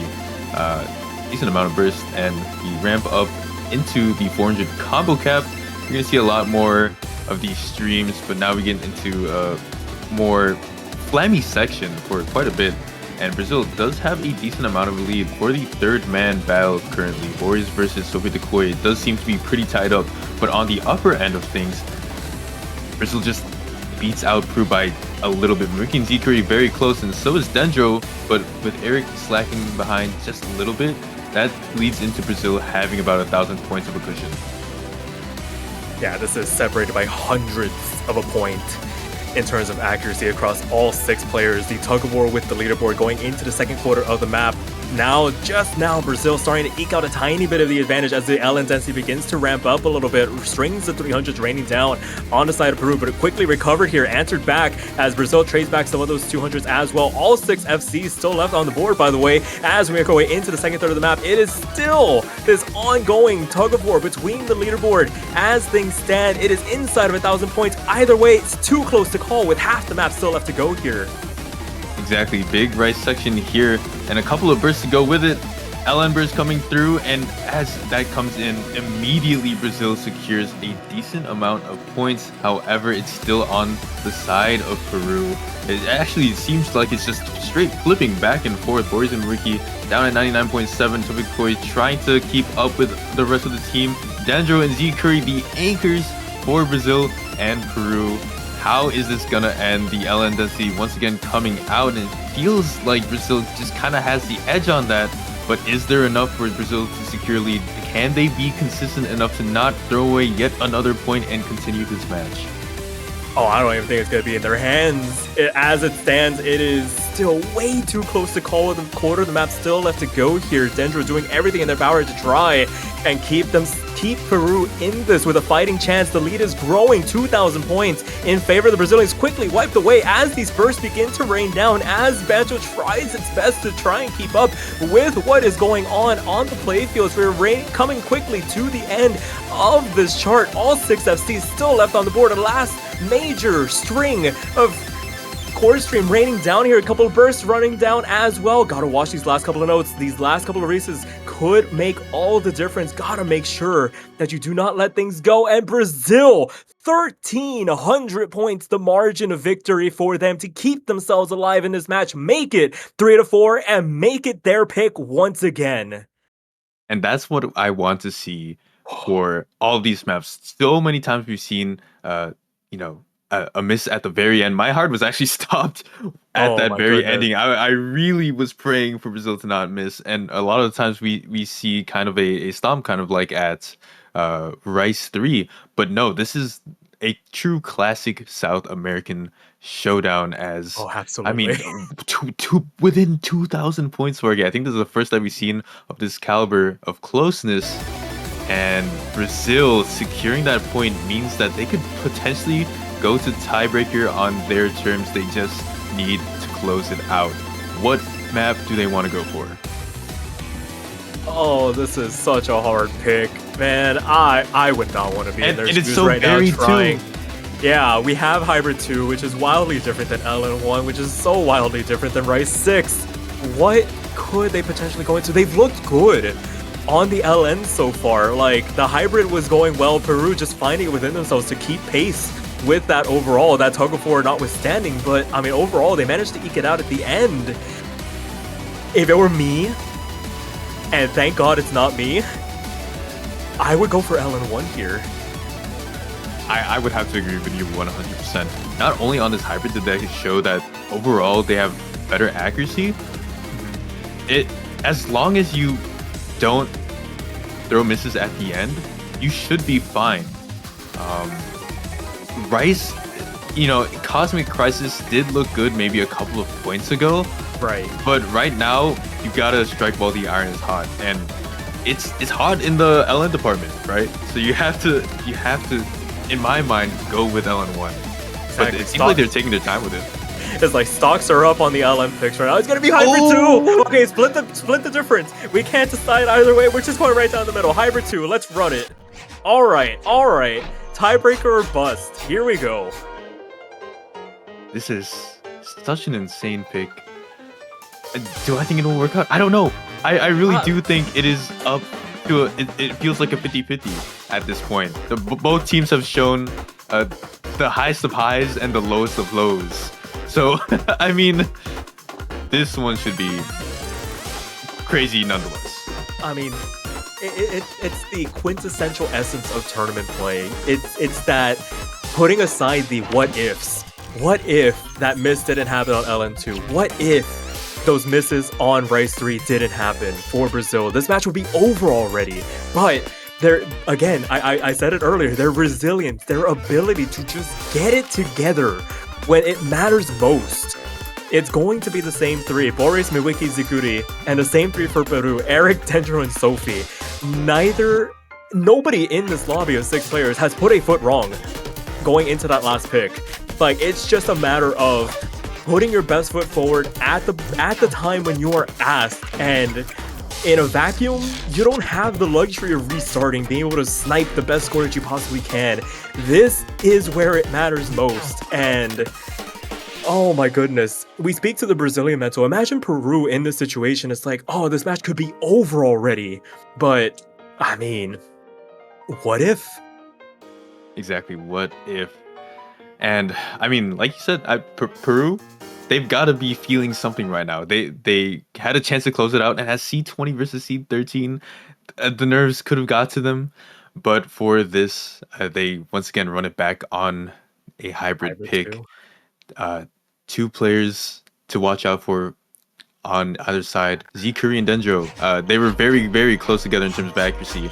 And then on the other end of the spectrum, all of the other four players were actually insanely close within each other. I think within 2,000 points or something like that. Eric, Lolito, Zikuri, and Miwiki and Boris. So even though the landscape has changed in this charts, it's still hybrid nonetheless at the end of the day. So definitely watch out to see any discrepancies in accuracy. Absolutely big adjustment for the Peruvians. Lolito checking in as that third player for this pick in particular. And Miwiki finding the first major drop for the side of Brazil, going to spot Peru about 5,000 points of an advantage, already past that 400 combo cap. So that one does do quite a bit more damage than if it were earlier on in the chart. But this map is about 3 minutes long, so we've seen it happen before, just bringing themselves back into the equation late on. But Bori's gonna fall as well. 2 FCs now down for the Brazilians. All 3 left on the board for Peru. Nobody answering it back, and the lead doubles. 11,000 points now for the Peruvians going into the second third of the map. Yeah, Brazil really not faring well with this Jackie coordination. It is really tough. I mean, the part where Miwiki dropped, when I was looking over that map, I was like, yeah, a lot of people could drop on that, and Dendro actually dropping right before the break as well. So all of the players on Peru, about 99.7, they do have more FCs to their name, but at a standstill, it looks like average accuracy looks to be a little bit better for Brazil. Miwiki drops yet again. That is not what Brazil needs. It's still salvageable, especially with Lolito dropping. Sparky, it's getting close. Eric 2 and Zikuri, the only FCs left on the board. 1/2 left of the map to go. I'm getting scared, Dinah. Zikuri versus Eric, and right now, Eric, No! all 3 FCs now gone for Peru going into the last third of the map. Zikuri stands alone for the Brazilians, the only FC left in the lobby, highest accuracy as well, doing everything in their power to get this 2 tiebreaker. Miwiki falls. We're back to a tug of war. Peru starting to pull this lead back on over to their side. 2,000 points. Almost all 3 of their players now back up with that 400 combo cap, looking to try and get this match over and done with. They don't want to go to tiebreaker here. They've been on match point for the better half of this match already. It's an 1/8 of the map still left to go here. It is still Zikuri doing everything they can. Only FC left in the lobby. Once again, 3,000 points still in favor of Peru as these last couple of structures begin to rain down. This is crunch time. Last couple of bursts raining down. Last couple of streams as well. Are we gonna see any last second drops? I don't think so, but as things stand, it looks like it could potentially... I don't even want to say it at this point. It's going to be Peru closing this match out 3-5, causing the upset. 1,900 points, the margin of victory. And oh boy, did they need all 1,900 of those points. 100%. That map, what a fitting way to end it. I mean, just complete back and forth through and throughout the entire chart. Had you on your toes the entire time. No one knew how it was going to end, and everyone held their breath within those final 100 notes. But at the end of the day, Peru securing the victory over Brazil, and not a result a lot of people expected, huh? I mean, this had the makings of a bona fide classic, and I feel like it lived up to the billing. Like I said, Peru has really eked out themselves as a potential dark horse in coming up to this moment and proving it here. Do not sleep on this team, making it to the round of 16 on the winner's side. And Brazil, I mean, again, that question of what ifs on some of those picks, and I mean, to their credit, managed to really put up a hell of a fight. I would not want to play them next weekend or any other weekend in this tournament if they manage to continue on through in this tournament. But I mean, hats off to all the players. Definitely one for the books. That was a heck of a match, and what a way to close out this tiny block of back-to-back matches. But for us, I mean, we've only got what, 20 minutes till the next one. We've got so much more round of 32 action this weekend with the final match of the Saturday block of matches. It's gonna be Great Britain versus Venezuela in about half an hour here, so plenty of time to maybe catch your breath from all the high octane action we have seen so far. Dinah, I mean, I am borderline speechless at what we just witnessed. What do you think? I think that was a crazy amazing match. I mean, we called it at the start. It lived up to the expectations, and both teams did really well. Brazil is going to go down to the losers bracket to face Guatemala. Peru, riding on that high, is going to face seed 4 number Hong Kong, so definitely a match to watch out for next week. But as for the next match, like you said, Great Britain versus Venezuela, 25 minutes from now, be there or be square. And speaking of squares / other four-sided shapes, there's a certain rectangle you can get on your profile, Sparky, if you want to tell the viewers about that one. Oh boy, I've been chomping at the bit trying to get to this moment. Yes, if you love what you just saw here and you want to lend yourself some support to the teams, any of the 32 teams that are playing in this year's 4-Key World Cup, you can go over to the O store and get yourself a banner. Yes, a banner for your profile for the low cost of $2.50 USD. You can show your support for any of the 32 teams that have made it into the bracket stage of this tournament. And if you're indecisive like me, you can get as many as you want.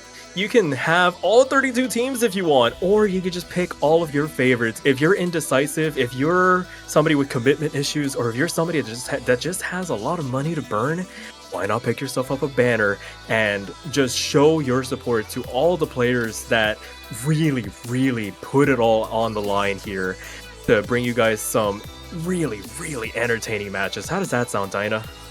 That sounds amazing. I definitely had to check your profile. Yes, you and I both have our own banners. We hope to see many more supporting your favorite team, supporting your favorite game. But that's going to be it for us for now. 20 minutes until the next match, so hold on tight, and we'll catch you in the next one. Take care, y'all.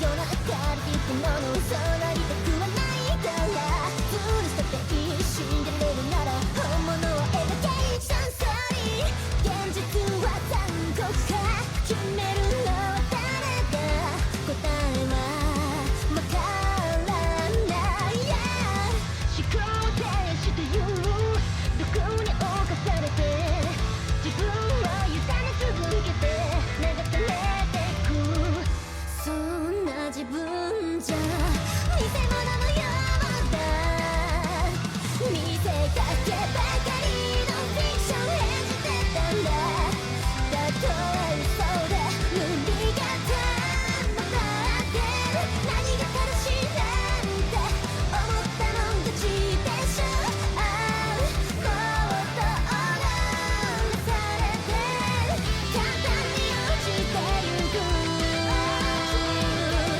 自分がいるならば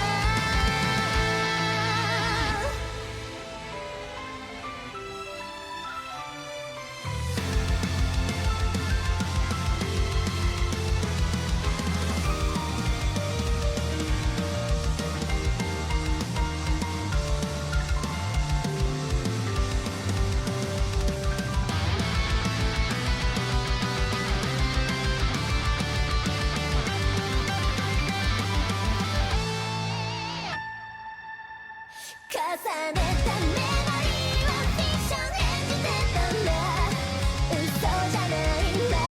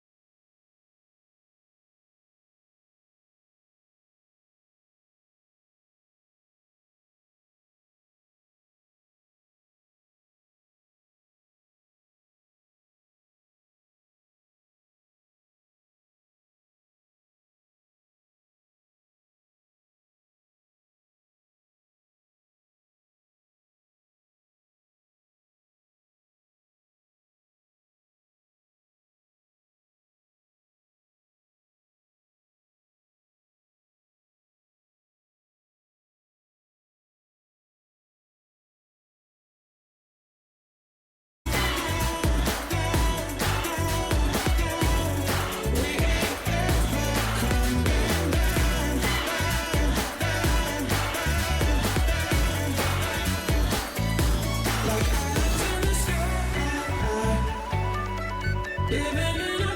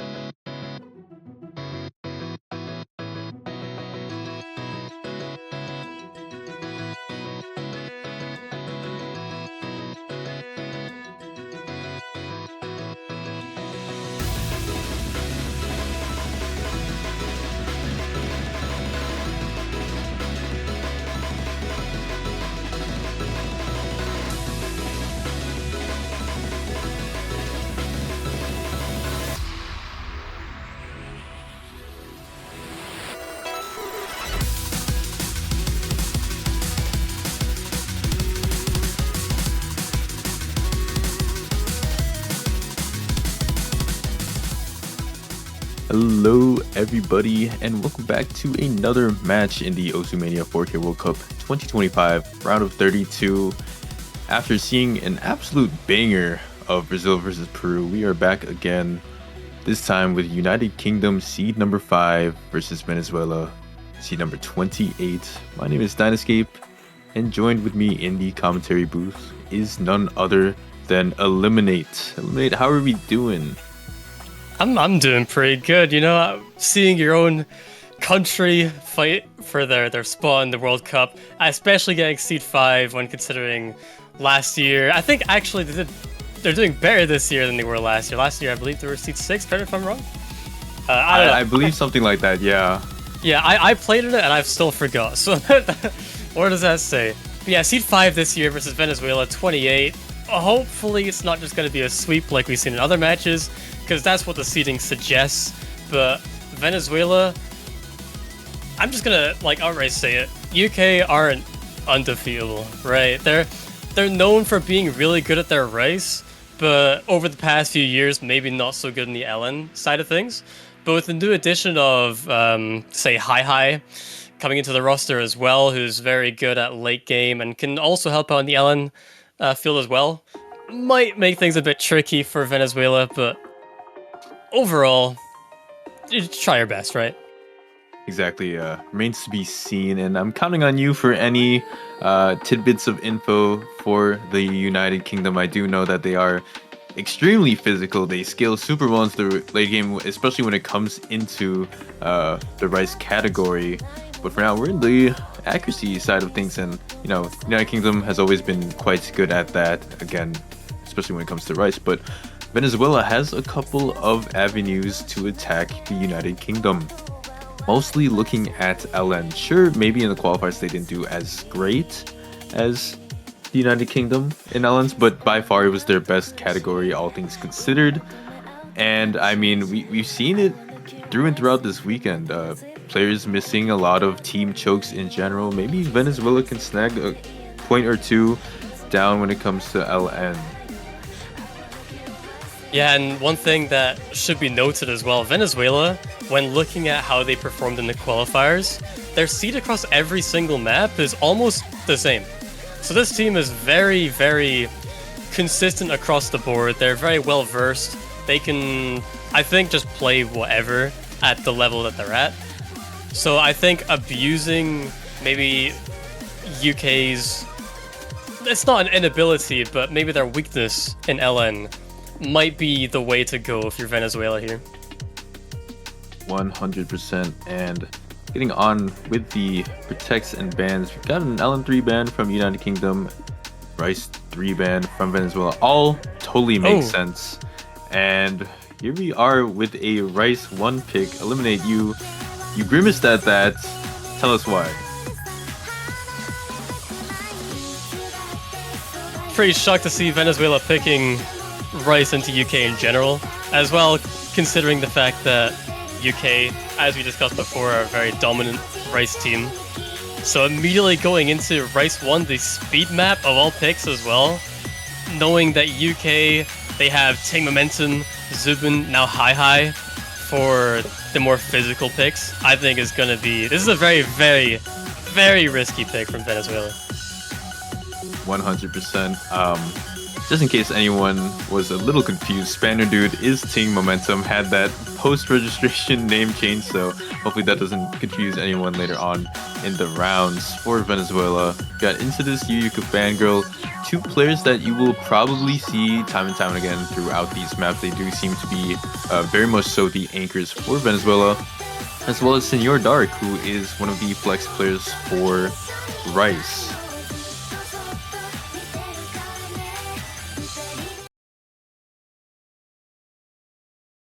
Obviously, if this is their first pick, you'd hope this is their most confident one at that. But I guess we'll just have to see. Coming out the gate, Rice 1, our speed map, and I did mention Hi, but we actually have Newson taking the 3rd spot instead. Which Newson should be the hybrid / LN player for this team, so definitely interesting, but don't get me wrong, Newson does have very good ratio, and I know he's been grinding a lot more Rice accuracy as of recently. So I guess now is the time to show that off. Oh, 100%. Senior Dark with a miss in the first couple of notes. Not the worst place to miss, but still bad nonetheless for Venezuela, as they have an 8,000 point deficit over the side of United Kingdom. You talked about this team a little bit, with the makeup of King, Zubin, and Yusin. Honestly, I feel like United Kingdom is kind of one of those teams where they can flex a lot of different people into the right slot. I mean, yeah, Yusin's in here, but high also you're gonna see a lot in terms of Rice. And for now, Yusin is actually the top scorer in the lobby in terms of Rice accuracy, so maybe that training paying off like you were saying. Venezuela, though, still... Oh yeah, another triple FC. Dark did find that miss at the very start, but we'll just say, for talking sake, that all players in this lobby are FCing. And I don't actually know. Now looking at it from this perspective, Venezuela holding onto that triple FC maybe was a comfortable pick for them, but you have to understand your opponents. And I guess they were assuming maybe this would be a very chokeable pick for UK, which I could see that being possible. But round of 32 shouldn't really be a problem for a team of their caliber. But Venezuela putting up a pretty damn good fight right now. Pretty good. I mean, yeah, like you said, they are pretty comfortable, and maybe that's a reason why they were led into this pick. But on the other hand, with Senior Dark dropping yet again, you do have to understand your opponent. I feel like that's always the first step. You do have to scout out the team, know the other team inside and out. And I mean, the first thing you think of when you think of the United Kingdom in the past recent years is Rice dominancy. And unfortunately for Venezuela, they didn't have the right idea in mind and suffer from it. United Kingdom taking this first breakpoint up 1-0. 2992 team score, triple V1SS coming out from the UK. Very, very impressive scores from this. I mean, just a very impressive team score all around. This is definitely going to be one of the top scores that we see in this round on Rice 1. Venezuela, Yuko Fangirl, 6-200s, also very commendable, 987k. But what's wild to me right here is that Spanner did a Ting Momentum had the lowest score in the UK at 996. I think that's a telltale sign that Venezuela... I think Venezuela are gonna need to pick Alan as their next pick. And I wouldn't be surprised to see UK maybe pick like a Race 4. I think Race 4 is very technical, it's very chokeable, it's very difficult, it's very physical. And this just seems like a good map for UK. Exactly, you gotta go with the more physical side of things when you're testing out a bottom seed team. I mean, that's usually what happens, is that they fall off in terms of physicality way earlier than other teams.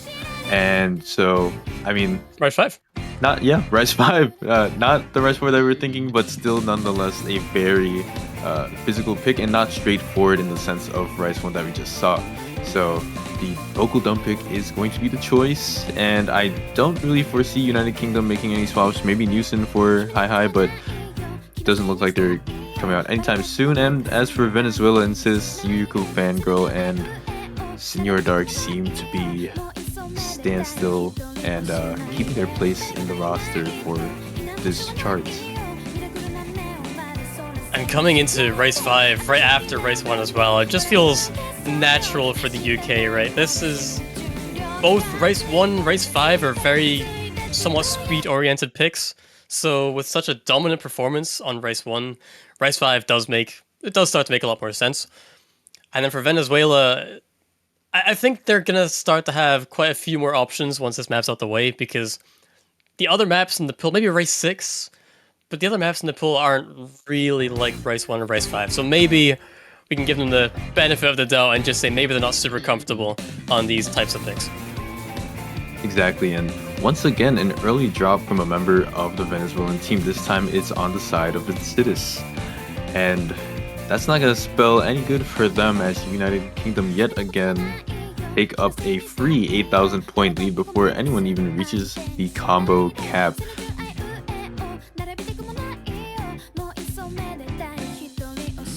I mean, so it's still early days. Sir Dark and Yuko Fangirl holding on pretty good. Sir Dark with the 99.8, Yuko following by with 99.7. Comparing it to the UK, though, we have all three players managing above the 99.9. Sir Dark is the first one to find that miss. It's going to give quite a comfortable lead to the UK. We're still yet to get to the Kiai of the map. Yeah, here we go into the chorus, and once again, this is a short map, 1 minute 45, and already past the halfway point. Definitely the density seems to have been upped from previous sections, and you kind of see that there's a lot of mini jacks and gluts in this section to go with the percussion, while you still have the vocal dump around it. And it seems like everyone on the United Kingdom is so comfortable on this pick. Senor Dark, not so much so as he dropped it yet again.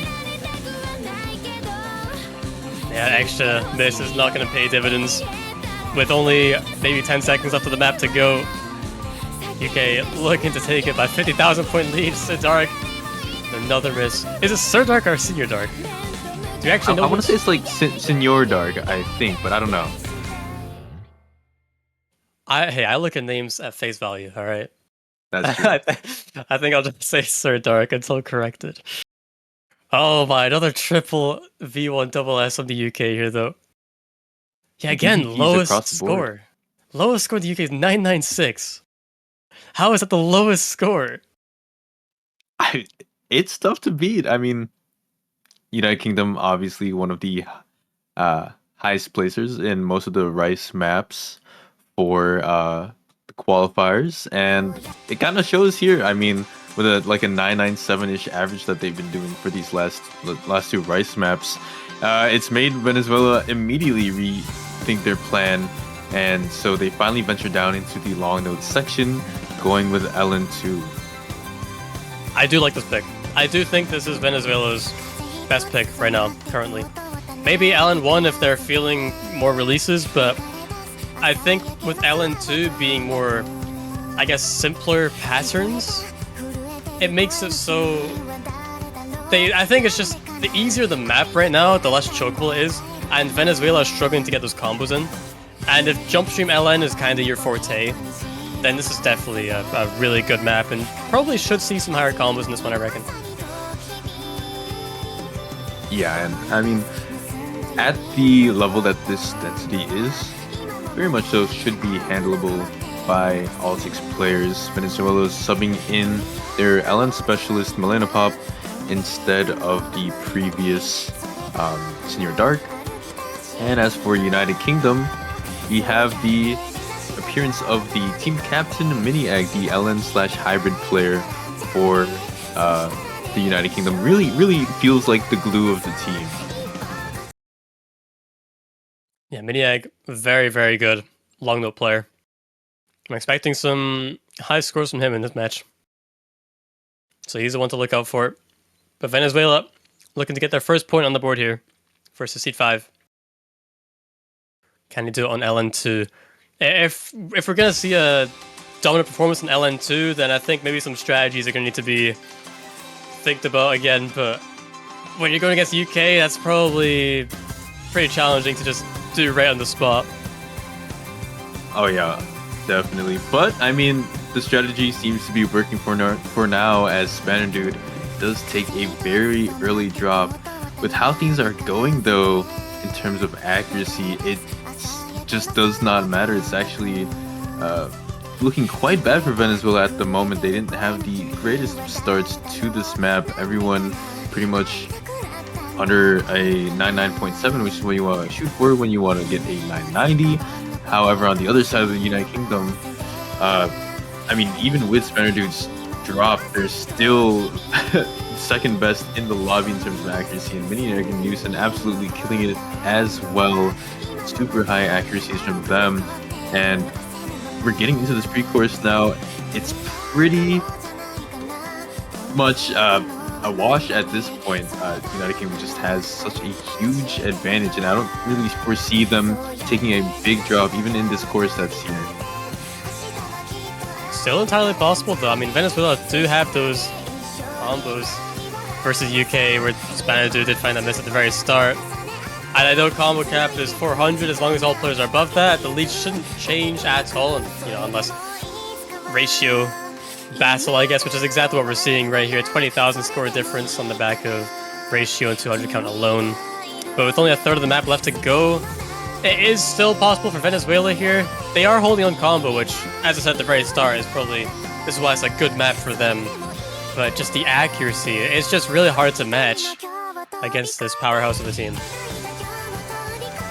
100%, and the density is upped in this last section here by just a little bit. We'll have to see if any chain misses are going to arise from the side of the United Kingdom, because really that is what is needed for Venezuela to take any foothold into this map. Doesn't seem like it. We get into these Trilly LNs, but no avail to Venezuela.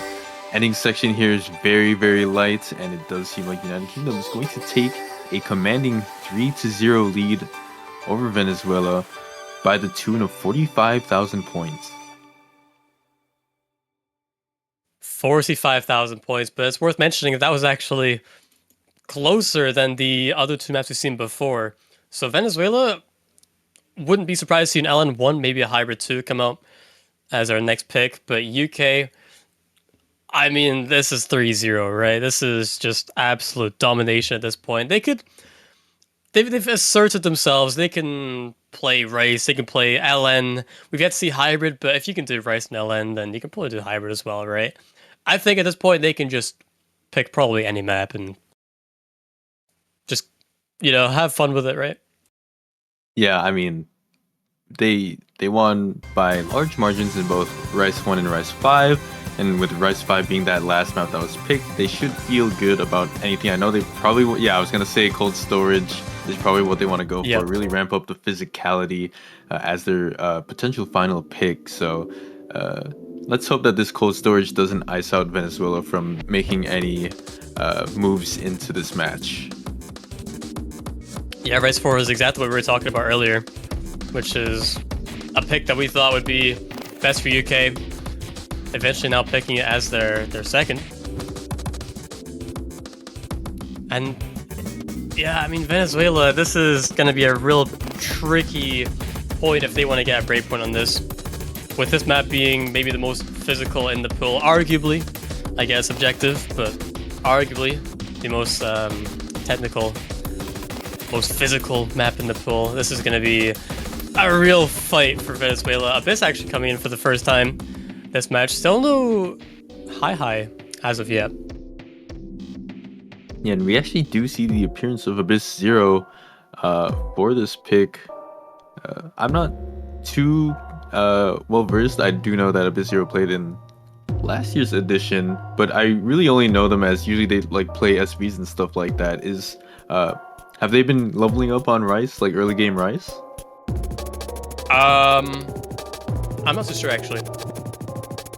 I think Abyss is... I mean, I could be wrong here, but I think I remember Abyss being more of a late game player as well. I think UK are just... They've got late game kind of sorted, right? Yeah. And it's probably like them wanting to just, test out different players in different aspects of the Rice category just to, see how they feel in match. But for now, I mean, United Kingdom looking to get to match point with this map. Venezuela, Millennium Pop actually staying in instead of Senior Dark. So we get Yuko, Fangirl, and Sidus with them. Gonna try to get anything they can, but as you said, it is a very tall order. You're playing against the United Kingdom, seed number 5 in Rice, their best skill set overall. So have to see what happens on this one. I'm pretty sure Abyss played MWC last year. I can't quite remember, but I'm sure he did, but he wasn't able to play a single map, so this might actually be his first MWC debut right here in this round of 32, MWC 2025. And Houston actually is the first one to find a miss in the entire lobby. 3,000 points, we're already a quarter way through the map. That is 2.5 minutes long, and the fact that this lead is still pretty close is actually pretty worrying for the UK here. Yeah, pretty worrying indeed. However, even with Houston's drop, still have a decent lead. One more might shift it over to Venezuela, and with this map, really, you can't tell, who's going to be able to FC it. It's way too... It's a different beast compared to a lot of the other Rice maps in the pool. I mean, we're talking about Pizza 69, Terminal 11, right? Yeah, infamous for mapping crazy tech maps. DDR map, DDR patterns. This is just its own category in and of itself. These jacks, technical patterns that it just throws at you non-stop. The intense difficulty keeps just barraging your fingers. Now with only a third of the map left to go, all players are still holding on. Rez, I say that Yuko finds a miss towards the end of this section. But still holding on to 9.5. And the score lead is still pretty close considering how the other maps went before this. Yeah, but that Yuko drop, not what you want to see at all. The map is trying to close out, and granted, Venezuela has less of a deficit than the other maps so far, but 20,000 is still a lot, and especially with the map closing out currently with these last little bursts and trickier patterns, it does seem like United Kingdom is going to take it to match point. 4-0 has been acquired from the United Kingdom, but now it's Venezuela's pick. And after their LN2 performance, we thought that was pretty close. But Race 4 has turned out to be even closer. So, Venezuela, actually, I am just unsure as to what they should be picking right now. Do you have any bets? I would, like you said, I think LN still is the play for them. So, LN1 is still available. Or if they didn't want to really flex into that, not feeling too confident on coordination, you could probably go with something like Hybrid 2. Seeing as how Hybrid 3 was banned by the United Kingdom. And it seems like that's what they're going to go for. Yeah, Hybrid 2. I mean, I was kind of expecting an LN1 to be honest, but Hybrid 2, it's similar. This one is more, it is your, general hybrid map. This one has quite a bit more release timing focus to it. And just overall testing your LN consistency, which LN2 kind of did the same in that regard. Yeah, kind of has that Elixir trademark hybrid style where it's a very jacky hybrid coordination. And so you'll see a lot of funkier patterns, especially with the way that this song goes. There's some weird like syncopation going on, I think some polyrhythms as well. And you've seen a lot of players get mixed up on the patterns where the either the BPM or the time signature / beat is non-conventional. So hopefully with Venezuela, they can get a good team score in, and really at this point, seeing as how every map has gone, they are praying that United Kingdom has a couple of misses that we've seen in past maps in this set. And also, while I'm still talking, at Abyss 0, I did have to check Eliminate. They were in MWC last year, and they didn't play any maps in any of your matches from last year because you were on the team. And so that was their debut, which is crazy to think, right? It's their second World Cup, but first time playing. How often do you see that? Too true. But, I mean, him coming out early is a pretty good sign, right? That means that we're going to hopefully see a lot more of him in the next few matches that we see from the United Kingdom. But Hybrid 2, here we go. All players ready as we get into the potentially last map of this match. Venezuela gonna need to really try their hardest if they want to try get their first point on the board.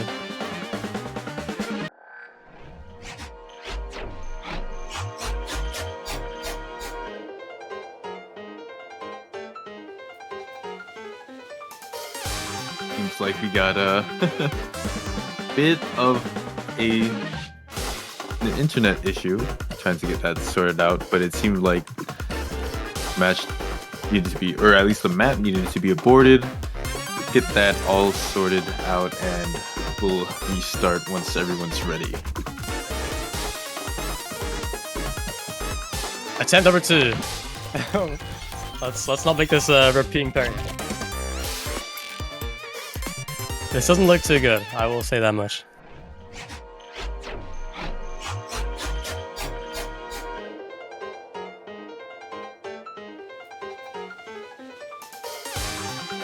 Well, Dynascape, what do you think of the odds of Venezuela actually taking this point? I've gotta say it's to be scathingly honest, it is kind of a far shout, but I don't think you should discount Venezuela's performance in this match at all. I think they put up some really good team scores. I think they've had some people that have performed individually in several of the maps that were shown, and even if they don't win this one, which I hope they do because it's still very much so possible, Venezuela definitely someone to look forward to in the losers bracket if that is to happen after this. Yeah, and talking about how these maps maybe are chokeable and hoping for the UK to miss, we saw the UK miss on the map just before, where Houston found that miss quite early on, and for maybe about half the map, I think it was about 3,000 score difference. So if we see the same thing happen again, Venezuela for sure could take a point here. But then Yuriko finds a miss very early on. Yeah, again, probably the best place to miss if you're going to miss. So that lead isn't as much as we've seen in previous maps.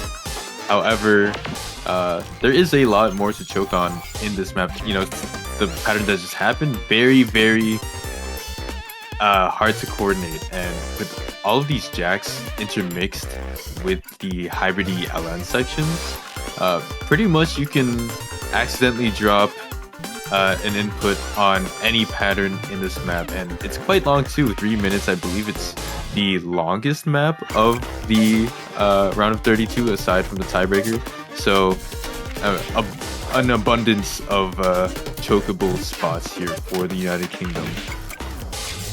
Yeah, and even just look at the accuracy difference from players like Insidus and Melina Pop. Between them and the UK isn't actually that far off. I think this mainly is off the back of Yuko finding those early misses, but they have since recovered, sitting now at 900 combo, 500 behind the maximum combo currently. There is still half the map to go. Like you said, this map is pretty long, 3 minutes, so that makes up for a minute and a half. This break section is preparing you for what's to come next. Yeah, very, very jack heavy in that transition, and you kind of get like a little beat breakdown here, and that's really shown in the shorter long notes that appear compared to previous sections.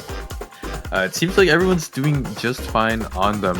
However, Melinapov even top scoring for Venezuela with a very solid 99.62.